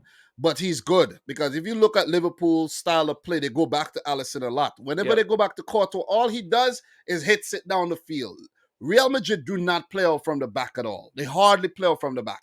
Yeah. You know, and which Liverpool is going to kind of suck for us because if they just play long balls all day, they're bypassing our press. That worries me. But still, most of the time, from what I saw watching the both games against Man City, every time Courtois kick the ball up the field, they give it back to City. They give it back to City because there's no one really riding on that shoulder of the defensive line. So, you know, and when you check about the height, Van Dijk is tall, Konate is tall, or you know, so whoever's back there should actually win that ball. So yeah. But we're going to the midfield, and the way we're gonna do the midfield, we'll call out the three names. Call out your three midfielders at the same time. It's gonna be a bloodbath. What are you talking about? Yeah, I know. It doesn't matter though. We're gonna make it fun though. We're gonna have to repeat ourselves. Okay, one at a time then. One at a time. The first one, I think with the way the teams are set up, I don't know. I have two defensive midfielders because of the midfield. It's a very robust midfield. When you check both teams, there's not a lot of creativity in either of the midfields. If you really, there's one on either side. You see you get what I'm saying? It's a 4-3-3. Yeah. So the first midfielder, I'm gonna go with Casemiro. Say a midfielder. All right. Fabinho. Fabinho. I almost want to say Casemiro. The thing about Fabinho does not start for. I know it's going to get into the Brazil talk. Fabinho doesn't start for Brazil, you know. I don't think he does. Did you say Firmino or Fabinho? Fabinho, none of them. Casemiro starts. Casemiro, I think Fabinho has fallen down the pecking order just a tad below even Rodri. Rodri has Isn't been Rodri massive. Spanish? Yeah, but I'm just saying, in terms of the DMs. Oh, in the DMs? Yeah. I mean, yeah, there's going to be people, and I completely understand. Casemiro is, if not the best, among the best. He's one of the best CDMs, definitely. I'm just going to go Fabinho. Yeah, for the second midfielder, 1, 2, 3. Modric. Thiago. He's not healthy. I know, but I'm still going for him. You never know. Then Thiago then. Okay. He might make. No, you could. You know, remember there's another one. There's another one. That's true. That's true. Okay. So, the reason why I went for Thiago is because he's had a good season. You know what I'm saying? And I knew of his quality before, but just last season he was trash, bro. I can't listen. No half measures when it comes to that. He was trash last season, bro. Your whole team was trash last season. You know, our whole team was injured. Yeah, you better say thank you for Alisson for scoring that header and everything. Your whole team was injured, Dom. Your goalkeeper had to save your season last year. Imagine the whole team was injured. We were playing with our U15s as center backs. But still, that ain't no excuse, though. How is that not an excuse? You used that excuse for Leicester earlier when we were talking about the table. That ain't no excuse. But anyways, let's not go down that rabbit hole from last season, though. I know you're still hurt. From coming in third. I know you are. But the last midfielder, I have Luka Modric. You know, who do you have for your? I'll just go Thiago. Okay, so we basically have the same, with the exception you didn't go for Casemiro. Yeah. Even though I get it. Yeah. Yeah. So the front three, you know, right wing. Salah. Yeah. Okay. Center forward. Benzema. This one's interesting. This one's very, very interesting. Oh yeah. Left wing. Diaz. Vinicius. Wait, you didn't go with Sadio Mane at all? No, Sadio Mane is a center forward now, bro. I think you guys are hyped up over Luis Diaz. Diaz is a problem. I know he is. But you know, still, you can't put him ahead of Vinicius, man. What? Listen, let me tell you something about this guy Vinicius, right? Everybody said, you, Vinicius, you came here with high hopes and you were shit.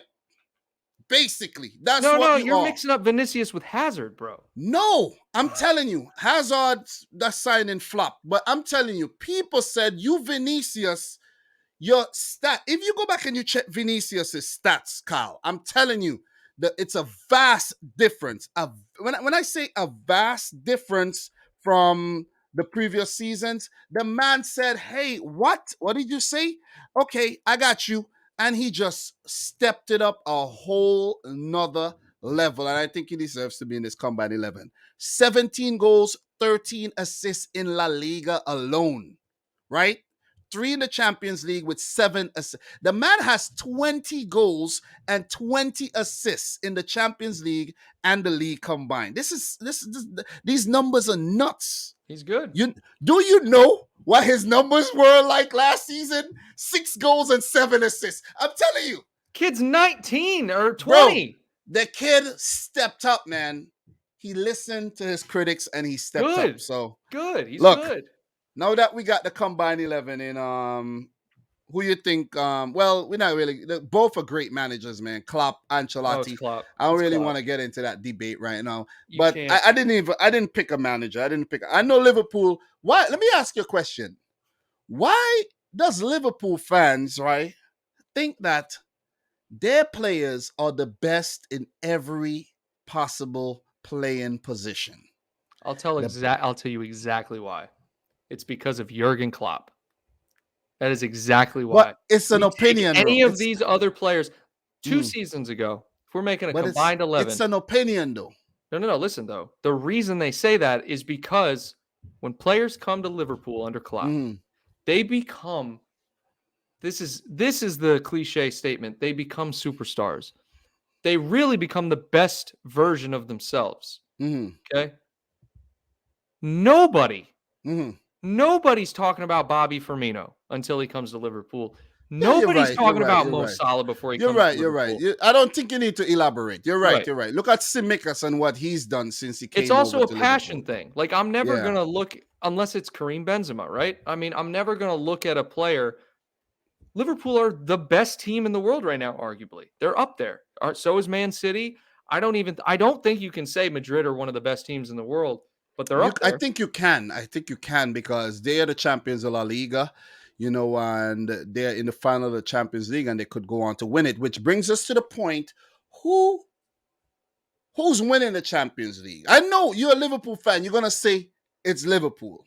Yeah. But I want some objectivity. Is there any objectivity in you right now? Could you take off the imaginary Liverpool cap right now? Is it even possible to take it off? I've said this. What worries me are 2 things. 1, we don't have Thiago. And 2, teams have beaten us before by bypassing our press. Literally, if you can't be pressed and lose the ball in your own half if you bypass the front line and the midfield. My worry is that they're going to do that. They're going to win the aerial duel and they're going to break quickly and score.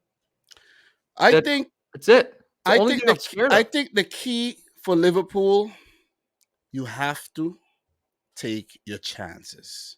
Yes. You have to take your chances because let me tell you something. Because we're going to get them. You're going to get him and you're also going to give him up. Yeah. And we've seen that if you go back and you analyze the last 10 games Liverpool have played, they've given up a lot of chances. They've gone behind. They came back. Yep. But I'm just saying, you give up a lot of chances. Too many chances, in my opinion. Same for City. We give up too many chances. You know what I'm saying? We lost the semi in 5 minutes. You know what I'm saying?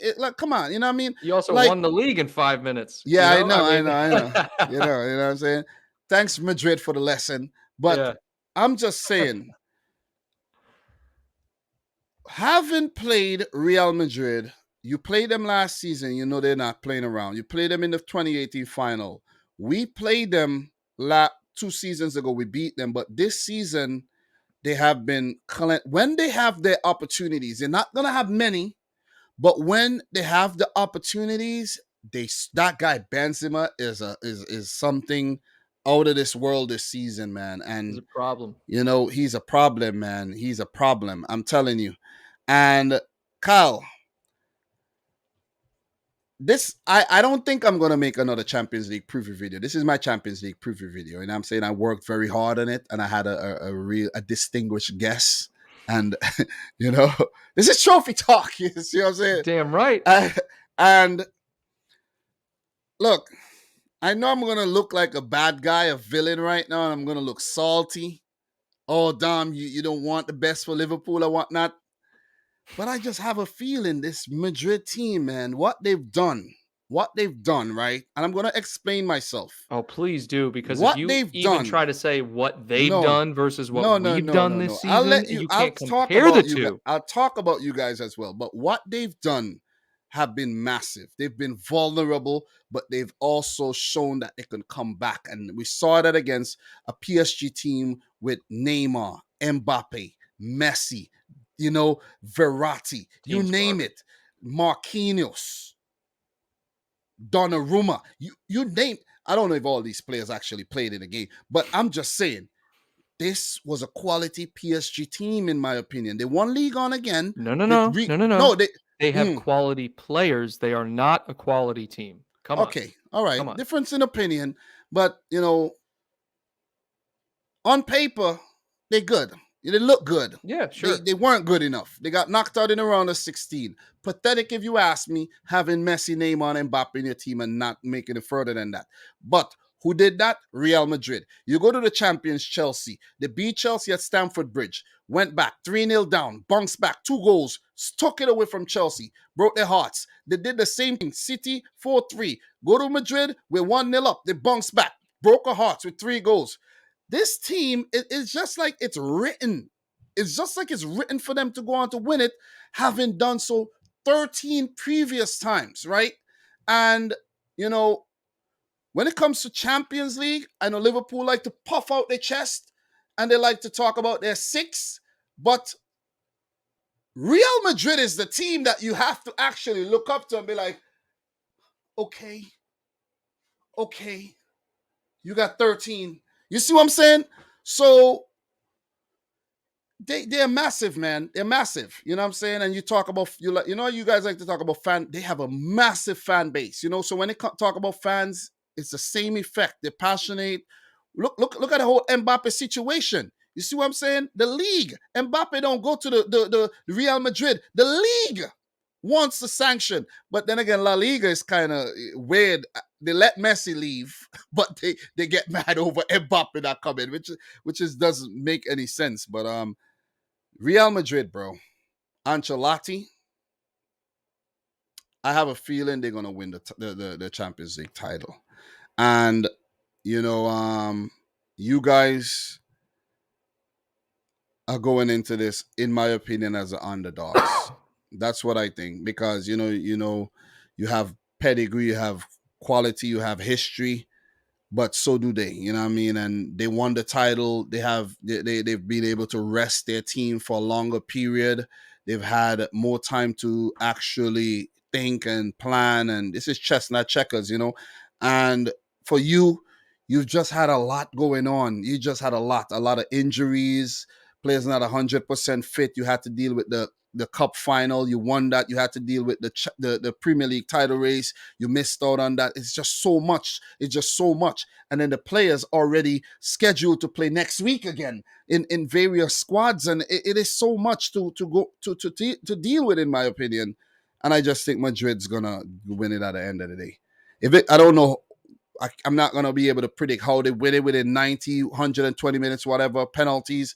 But I just think that Madrid, they just been great this season, and I could see them going on to win it. How do you feel about what I just said? Off the dome, the good thing about comparing fan bases is that it's a 50-50 allocation for the final. So it doesn't really matter how good your fan base is. Half of it's going to be there and half of it's going to be the other team. The other things you brought up are all problems with Madrid as well. You brought up teams scheduled to play again soon. It's the same thing for Madrid. You talked about like problems throughout the season, hardships. Madrid had the same exact thing. I don't think people realize. Yeah, okay, I'll agree with you.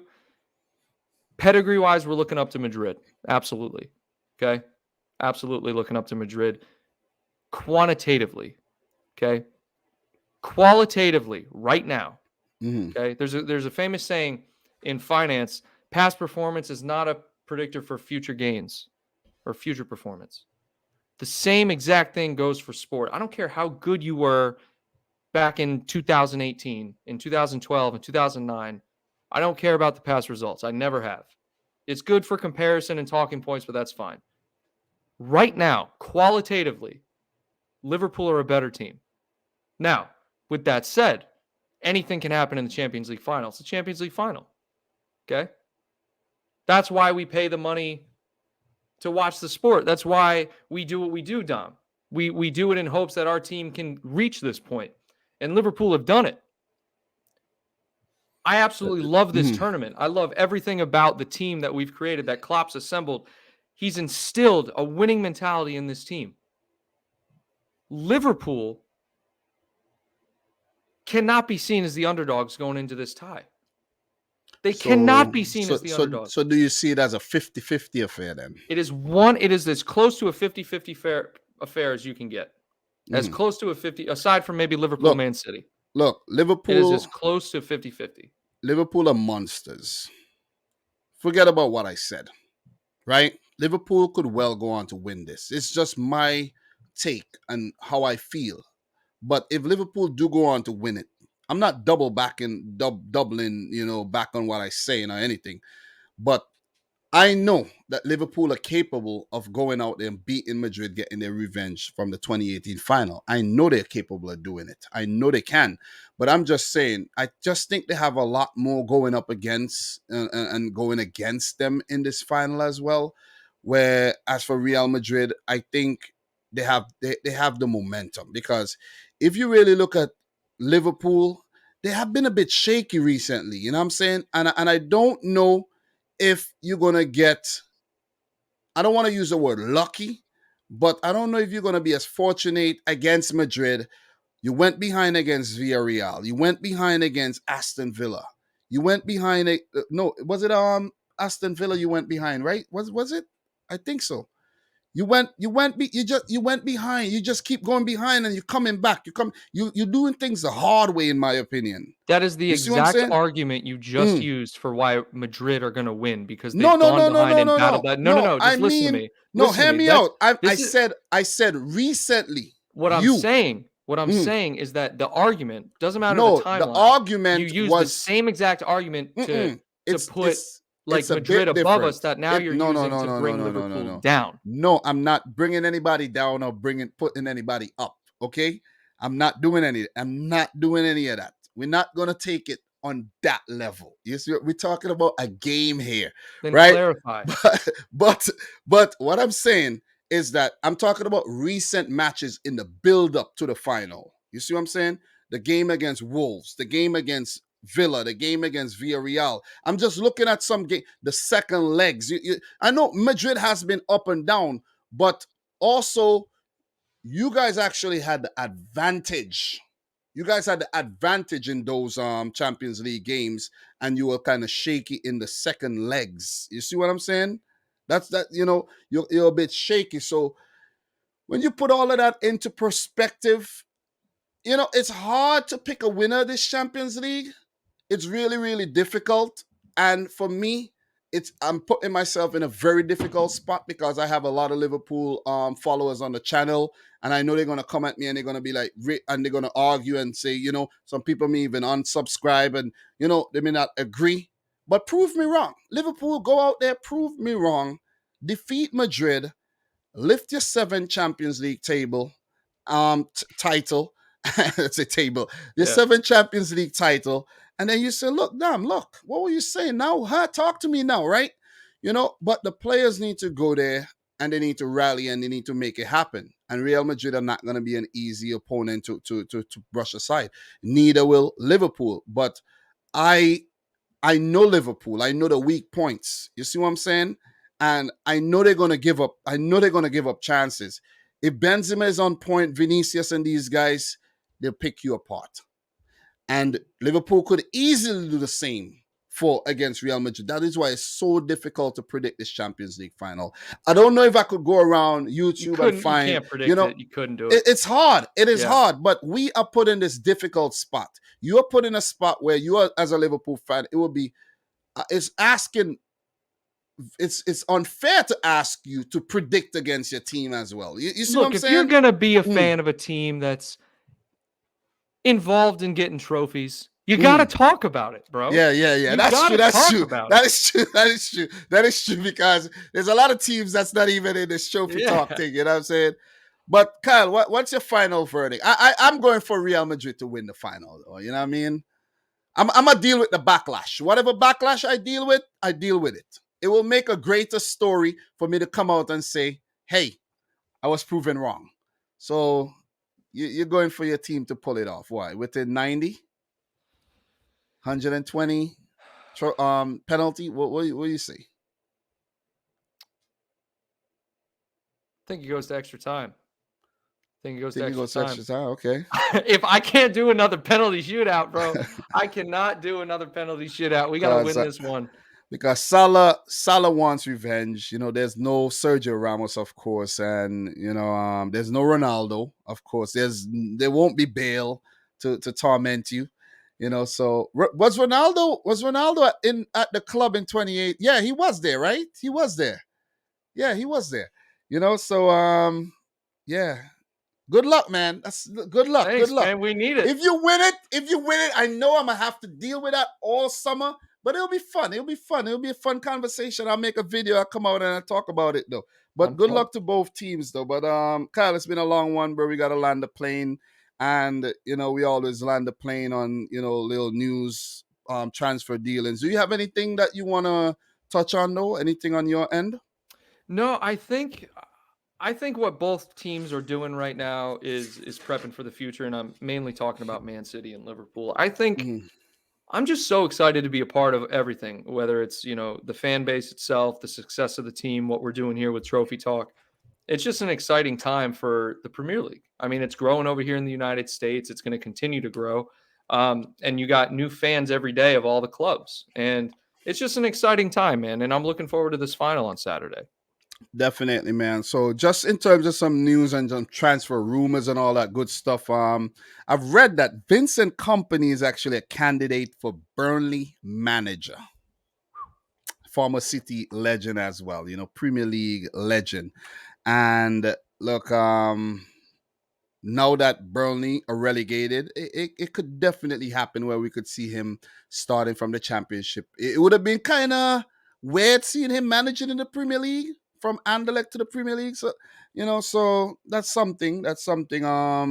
City have been linked to Calvin Phillips, Leeds CDM. But now that Leeds have actually survived, I don't know if that's actually going to happen, or maybe it will. You know what I mean? And what are your thoughts on Phillips, though? I mean, we've been linked with him for, good God, like since the middle of the season. I think he's good. I don't think he starts over anyone that we have in our lineup right now. Why not? Would you start him over Rodri? He has to start in your team. Would you start him over De Bruyne? No, but I'm saying though, Calvin Phillips in your team will start maybe over Henderson and Keita, bro. I'm telling you this. Okay. Calvin Phillips was England's Player of the Year. That's great. That's Harry Maguire is England's captain. No, what has Harry Maguire done? I'm just saying, Calvin Phillips is very good. Okay. He's quietly good. And that is why Leeds struggled so much this season, his absence. Okay. Did that explain a lot? No, not at all. I think I know, you see, you guys like to big up your own players, but I'm telling you, you get Calvin Phillips in your midfield, might be a better midfield, man. I'm just saying. So City's linked to him. Of course, we're going to have to fork out a nice £50 million for him if we are to get him. That's no problem. But definitely not. And that's no problem because we actually made money from some sales. Yeah, that's some fraudulent accounting. Very easy. Very easy to do. Oh my God. Man. Yo, well, anyways, They got companies overseas with no employees and no revenue. but look, somewhere registered in Panama as well. So or the Bahamas. So look, Offshore. yeah, look. Fernandinho will leave the club. Gundogan is said to be leaving, so Calvin Phillips would be a perfect replacement. If we're gonna need two players, it will be Phillips and somebody else. You know what I mean? Let's see who.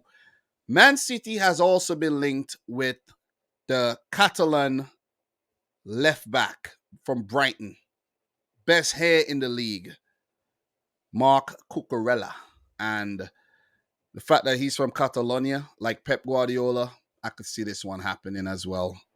City might have to fork out about 40 million, 40 million pounds or so, 40 Right. million pounds, and we need a left back badly because we know our left back. Don't talk about him. Don't. No. I'm Oh, not talking about him. I'm talking about you guys and left backs.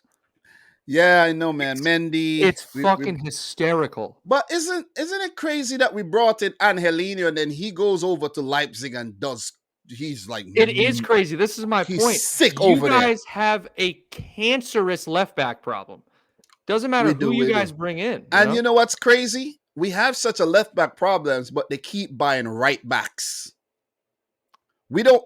We bought a player by the name of Pedro Porro. We sold him to Sporting. We have a youngster by the name of Jan Cuoto. We have him out on loan. We have Kyle Walker, João Cancelo. Like, we have all these right backs, and we don't have any left back. None. But Benjamin you bought left backs. They just haven't worked out. Yeah. Well, Benjamin Mendy is more worried about, you know what he is. Yeah, he's got more worried. He's going on. Yeah, he's look horny. Like you said, Angelino. Yeah. And then Zinchenko. Now you're linked with this guy. Zinchenko has been massive, though. I don't know what's got. I think. Look, credit to Zinchenko and Tsimikas. Let me butter you up a little. I'm a butter you up. Both players have been vastly improved. So, it makes it better if I talk about the Liverpool players. Kyle might agree that Zinchenko has been good as well. So, Cucurella, do you think City will get both of those guys, though? I wouldn't be surprised. It would not make any sense to me if Cucurella did another transfer. I mean, this guy, he's been bouncing around Europe. He was like a Getafe for one season. Well, he's been bouncing around Spain. He the craziest thing about Cucurella is that Barcelona loaned him, bought him, sold him back, loaned him back, bought him back. So it's like. And the thing is that his value to Brighton, in my opinion, is way more than 40. Yeah. He's good, though. He actually is one of the reasons. He's actually Brighton's player of the season. No, I know he is. That's how good he is, man. So, look, Gundogan could leave. Jesus could leave as well. I don't know who else is going to go out the door, but we have to keep tabs on that. But, Kyle, just to switch from City to Liverpool, because this is trophy talk. This is Liverpool. This is City. We also got to talk about Liverpool's transfer dealings right now. Divock Origi will leave for AC Milan. How you feel about that? I mean, we've known it for 6 months, so we've all kind of been prepared. So I said it a couple of weeks ago on here. Liverpool, not legend, but what's the word? Like, he's a cult legend for Liverpool. You see that? You see him? You see him right there? I see that, man. That's nice, right? Yeah, it is. Look at that guy. That's a nice touch. You know what I'm saying? Imagine I'm a City fan and I'm hitting it with this nice touch, man. I mean, you love Divock Origi. Divock Origi is a legendary player, man. Whenever he comes off the bench, crazy shit happens. Yeah, it's unbelievable that it keeps happening time and time and time again, though. But as one player leaves the shores of Liverpool FC, another one will come in, and it's been official that Fabio Carvalho, Portuguese youngster who came over to England and he'd been at Fulham for about 10 years. It was a little saga with him and Fulham, and then he decided he wanted to move on. He was ridiculous this season for Fulham. He helped them gain promotion. I actually saw Fabio Carvalho goal before, I was chilling before today's trophy talk. This guy is nice. When you talk about his intelligence and his runs, he's a problem. Do you know Fabio Carvalho is actually Coutinho's regen to Liverpool. He's this regen. You don't all. He's an anomaly. You know what I'm saying? When he's a glitch, he's a glitch. Like in FIFA, he's a glitch. I'm talking FIFA. I'm bringing FIFA into the real world right now. You don't ever find a regen and the player that made the regen existing at the same time. But that is exactly what's going on. They look the same. Just think about Coutinho and Fabio Cavallo looks the same. They have the same shaped head, same smile. They're both Portuguese, Brazil, and they're the same. They're the same. I'm telling you. They speak the same language, Dom. That's it. You That's guys, all they do. Bro, he is the reincarnation as a younger version of Philip Coutinho. You guys are blessed with a quality player. That's just all I'm trying to say right now. No, he's good. He's good. I'm putting together his player profile, man. He is really good. Guys, don't forget Don't forget. I just want to point out, his stats are exactly the same in this past Champions League campaign as Harvey Elliott's 2 seasons ago. Championship. That's what I meant. Yeah. You're thinking about the Champions League a bit too much, boy. No, I mean, it's just a habit when you got 6 of them. I know. And it's understandable. You're in the final. So I get it. So, look, there's been news today that Tchouaméni is snubbing Liverpool.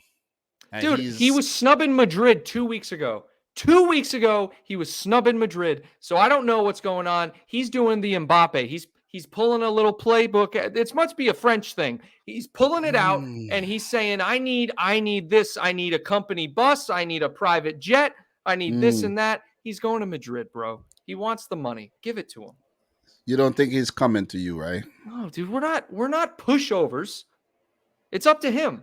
You guys are not going to give him a say in transfers and things like that, you know? Would you? Nah, definitely not. So, Tchouaméni, he's also a very, very good youngster. He's so good. Yeah. He's box to box. He's like what they say is the new Pogba, you know? He's like the new what Pogba That's used a to great be. He's Pogba at Juventus. Yeah. He's Pogba for the French national team, basically. Because you know Pogba for France and Pogba for United are two different players. You know what I mean? So, look, in terms of the transfers, do you have any other links? Any player you guys have been linked to? Like Darwin Nunez is the most recent one I've seen. Yeah. A big one. Sadio Mane, Bayern Munich wants him. I'm like, this is like concrete though, because Lewandowski, the whole row going on there with Lewandowski. Lewandowski wants Barcelona. So then Bayern Munich needs a striker. I've been hearing they've been linked with Richarlison, but they've also I could see Richarlison going there though. Good God. I could see him joining Bayern Munich. He deserves to play Champions League. Richarlison is good though. He's just maybe he's not likable as a person. Is the least clinical forward in the league, probably. Nah, he's good, man. He's good, bro. Richarlison is good. I like Richarlison as a football player, man. Maybe not the antics, but Richarlison gets on the skins. You know what I mean? You need Richarlison. I feel like that makes a lot of sense. You definitely would like that kind of player. You know? But look, Fernandinho, you know, type play, you know what I'm saying? Dirty. Yeah. No, exactly. You need that. But Sadio Mane, the fee that I'm hearing is 50 million euros. 1 year left on his contract, so that's just about right. And it's up to, you know, I've been hearing that Sadio Mane, you know, hearing what Bayern Munich has to say. Do you think he will extend, or could you see him leaving? I'll tell you one thing: we're definitely offering him an extension. I think he deserves. Yeah, there's also been talks about that. He definitely deserves one after what he did this season, but changing positions and contributing phenomenally. I could also see a world where he would go to Bayern, but if he goes, we would 100% buy probably like a Darwin Nunez. Yeah. I actually think now could be the perfect time to actually transition and move on.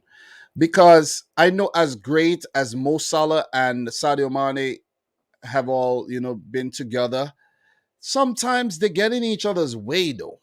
Just think about it. 3 times in 7 years. Nah, you might think might be only on the field, but they you know, just think about it, man.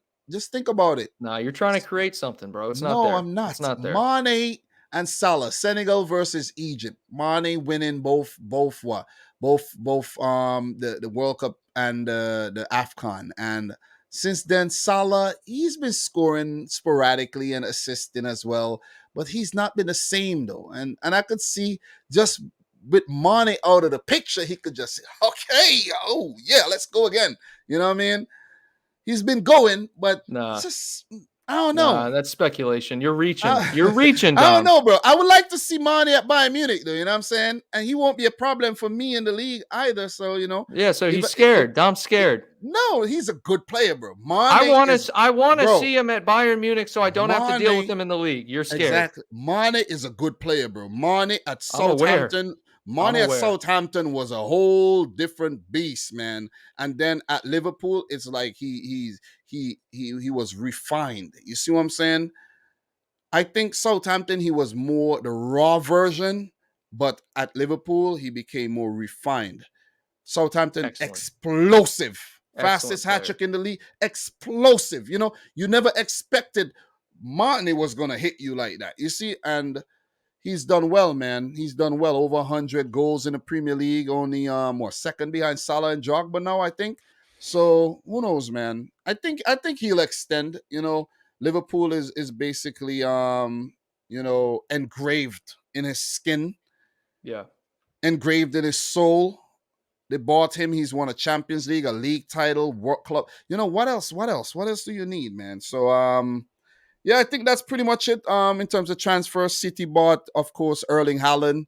And as I said, Carl, Liverpool, do you think Fabio Carvalho that signing could suffice when it comes to responding to what City have done in terms of bringing in Erling Haaland? I think you guys got to respond. I think personally, you guys got to respond. Divock Origi is leaving. Fabio Carvalho is coming in.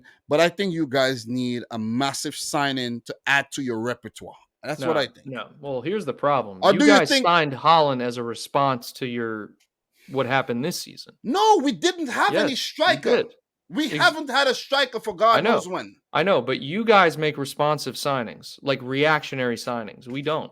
That's not how Liverpool operate, dude. That was not a reactionary signing. That was a necessary and well-needed signing. No, you did not need to buy Haaland, bro. So wait. What should we do? Leave Haaland? Let Real Madrid, Barcelona take him? No. It's not a question of what you should do. What I'm saying is basically you're saying we don't need him because what we've done in the league, we've won 2 leagues without a striker, basically. Yeah. That's like 40% of what I'm saying. What I'm mainly saying is that's not how you guys operate as a club. Bro, you guys buy the big names. No. Yes, you do. We don't, bro. We don't. Yes, you do. No. After Kevin De Bruyne's World Cup performance, you bought Kevin De Bruyne. What, 2014 World Cup performance you're talking about? Yeah. Nah, Kevin De Bruyne was bought in 2015, I think, after the great season with Wolfsburg. It's my point. Had a great performance. Great season with Wolfsburg. But Kevin De Bruyne was now you're buying Haaland. You bought Ruben Diaz, Laporte. Kevin De Bruyne was a Chelsea reject. Kevin De Bruyne was who not cares? that huge. Just like when Salah came to Liverpool, Salah was not big. My point is that you bought Haaland, bro. But that's my only point. I think we don't need to make a reactionary signing for Haaland. Haaland is probably in our most recent signing. Haaland is one of the most predictable signings we've made. Think about it. Who would have predicted that we buy Rodri, Ferran Torres?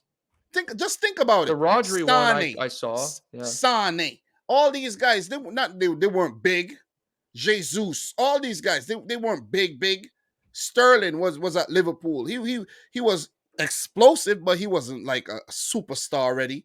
You know what I mean? Raheem Sterling was one of the best young talents in England. Yes. It was a risk as well. It was still a risk. Bringing in a young what? How old was he? 19 when we bought it? It was a risk. It was a risk. If you look at what City does, you guys probably do the opposite of what you guys probably do exactly what you're saying that we do. Please tell me how. Please tell me Luis Diaz, big Colombian star player. Porto star player, 14 goals. Alisson Becker, Brazil's goalkeeper. Roma's big goalkeeper, right? Bam. Salah, Egyptian king. Sadio Mane. First off, he didn't even get the Egyptian king name until he came to Liverpool. Senegalese king, prince, whatever. Bro, you guys buy the big names, and that's Virgil you're wrong, and that's why you're laughing, trying to do this. That is how much you pay for Virgil van Dijk. You guys did exactly. You guys did exactly what you say we do. Exactly what you realize why we bought Van Dijk and Alisson, right? Because we sold Coutinho for 150 million. That's the only reason we bought them. Only reason. You're so wrapped up in your oil money, you don't see what you're trying to say. Wait. Are you saying the only reason you became successful is because you bought success? Did I say that? Man. Did I say that? The exact words, but I didn't say that. You did business. You bought success. Just like how people say City bought success, you bought success. You bought everybody. You gotta buy success to be successful. You gotta buy it. It's simple. You have to buy success, bro. I'm telling you, what you did, we're talking transfers, but what you did, you made some massive signings. Oxlade-Chamberlain, Naby Keita, Fabinho. Dom just said Ox is a massive signing. Salah, Keita, Mane, Van Dijk, Alisson, Luis Diaz, Jota. That's about 10 players. You guys spent a lot of millions on those players. Don't tell me I'm lying. Don't you dare tell me I'm lying right now. So now let me ask you this question, okay? Were any of those players, even remotely in the conversation for top players in their respective positions? Yeah, that's why you bought them. That's why you bought them. Except for Keita and Alisson and Van Dijk. Those are the only three. You identified them. Only three. So what are you trying to say? You took a risk, a gamble? We identified the players that we wanted. Players under the radar. Bro, you spent a lot of money, Haaland is the biggest name. But we ain't even spent a lot of money on him. Doesn't matter about the money. It's the fact that you went out and bought Haaland, bro. But we only spent 52 million pounds on Haaland, though. I'm not even talking about the money right now. I'm just saying. We're going to pay a lot of wages and maybe fees and things like that. But still, if we have the capability to do so, why not? That's Man City's motto, right? Why not? No. Why not commit fraud? Why not spend this much? We are a successful club. We have 6 Premier League titles within the last decade. We have proof of our success. We are an attractive club.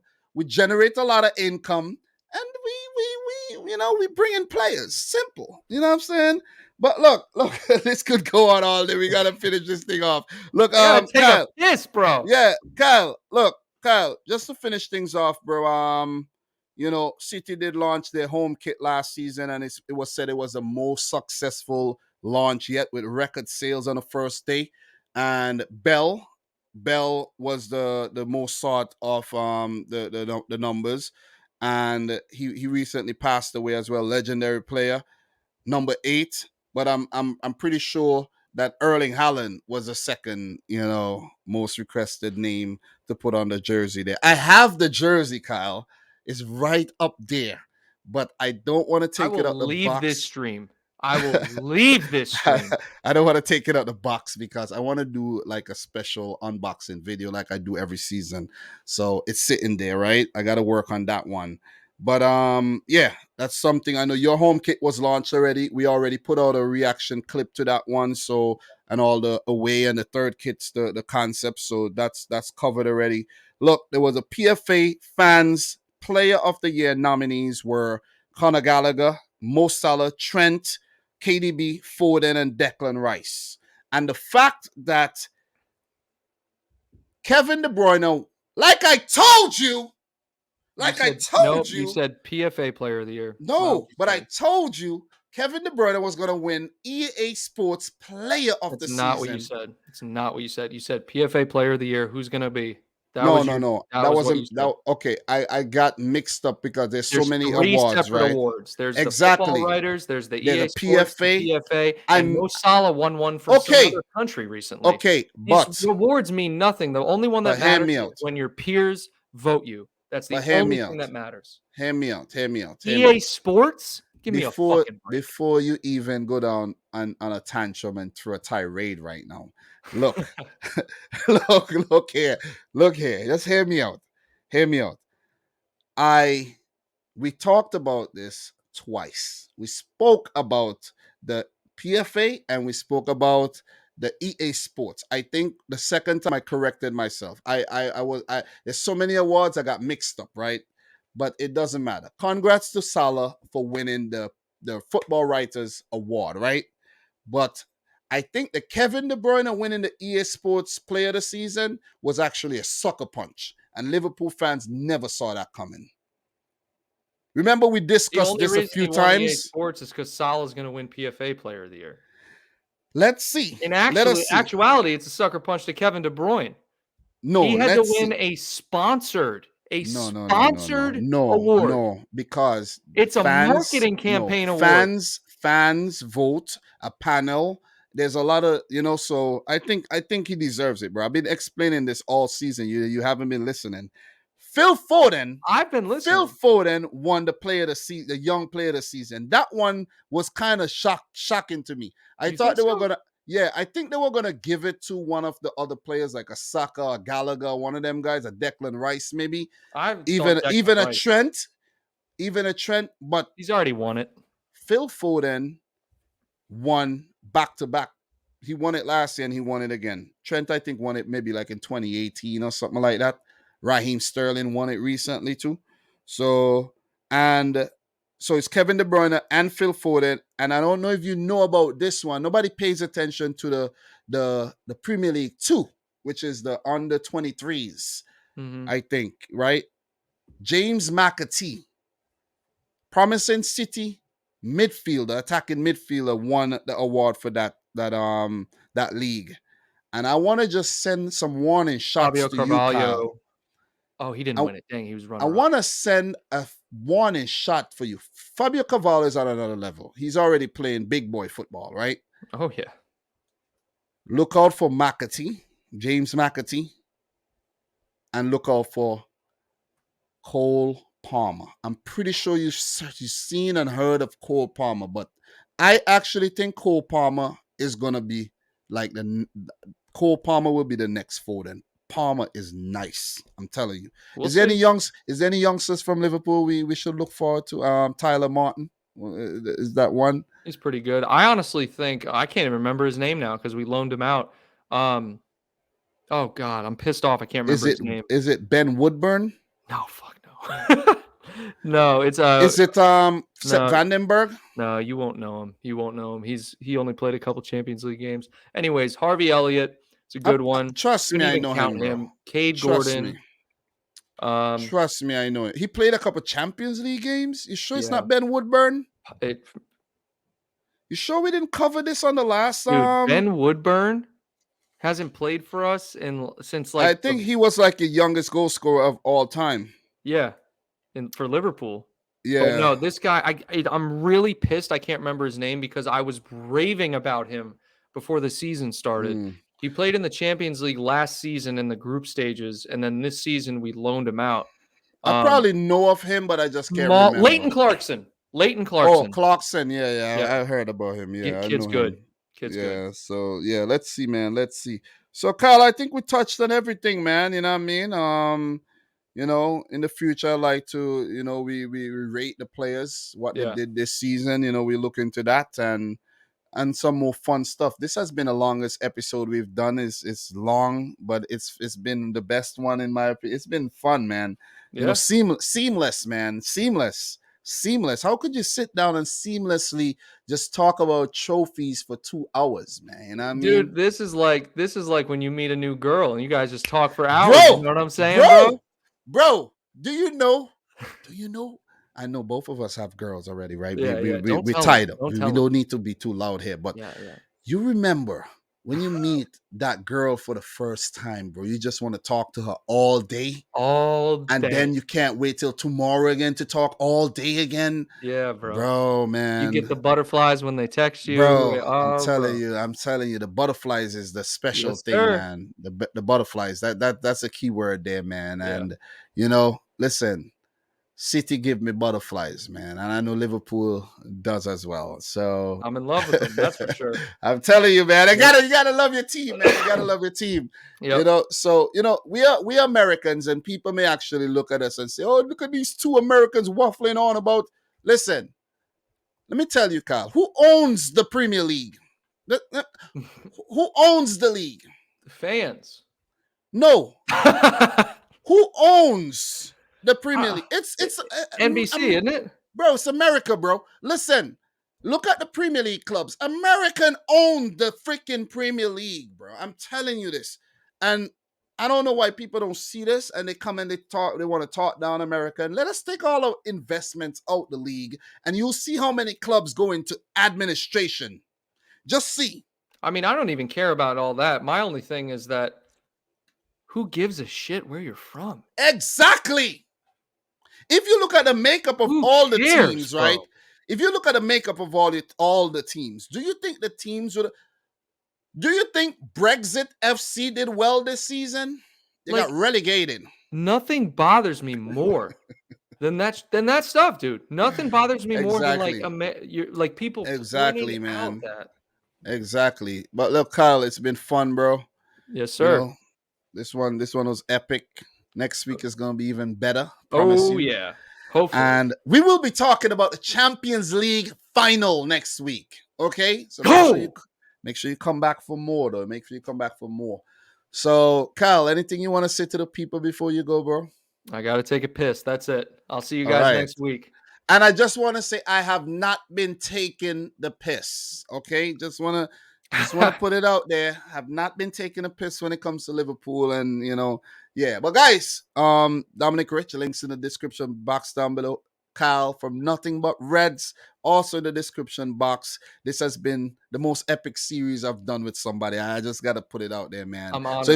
So if there's anybody watching this and feel any type of way, so be it. See what I'm saying? I'm ready to ruin relationships over this. Seriously. Jesus. But yeah, so thanks, guys. I appreciate it, man. So from Kyle and I, until next time, peace out. Rich Squad. Peace. All right, Kyle. Peace, bro. All right.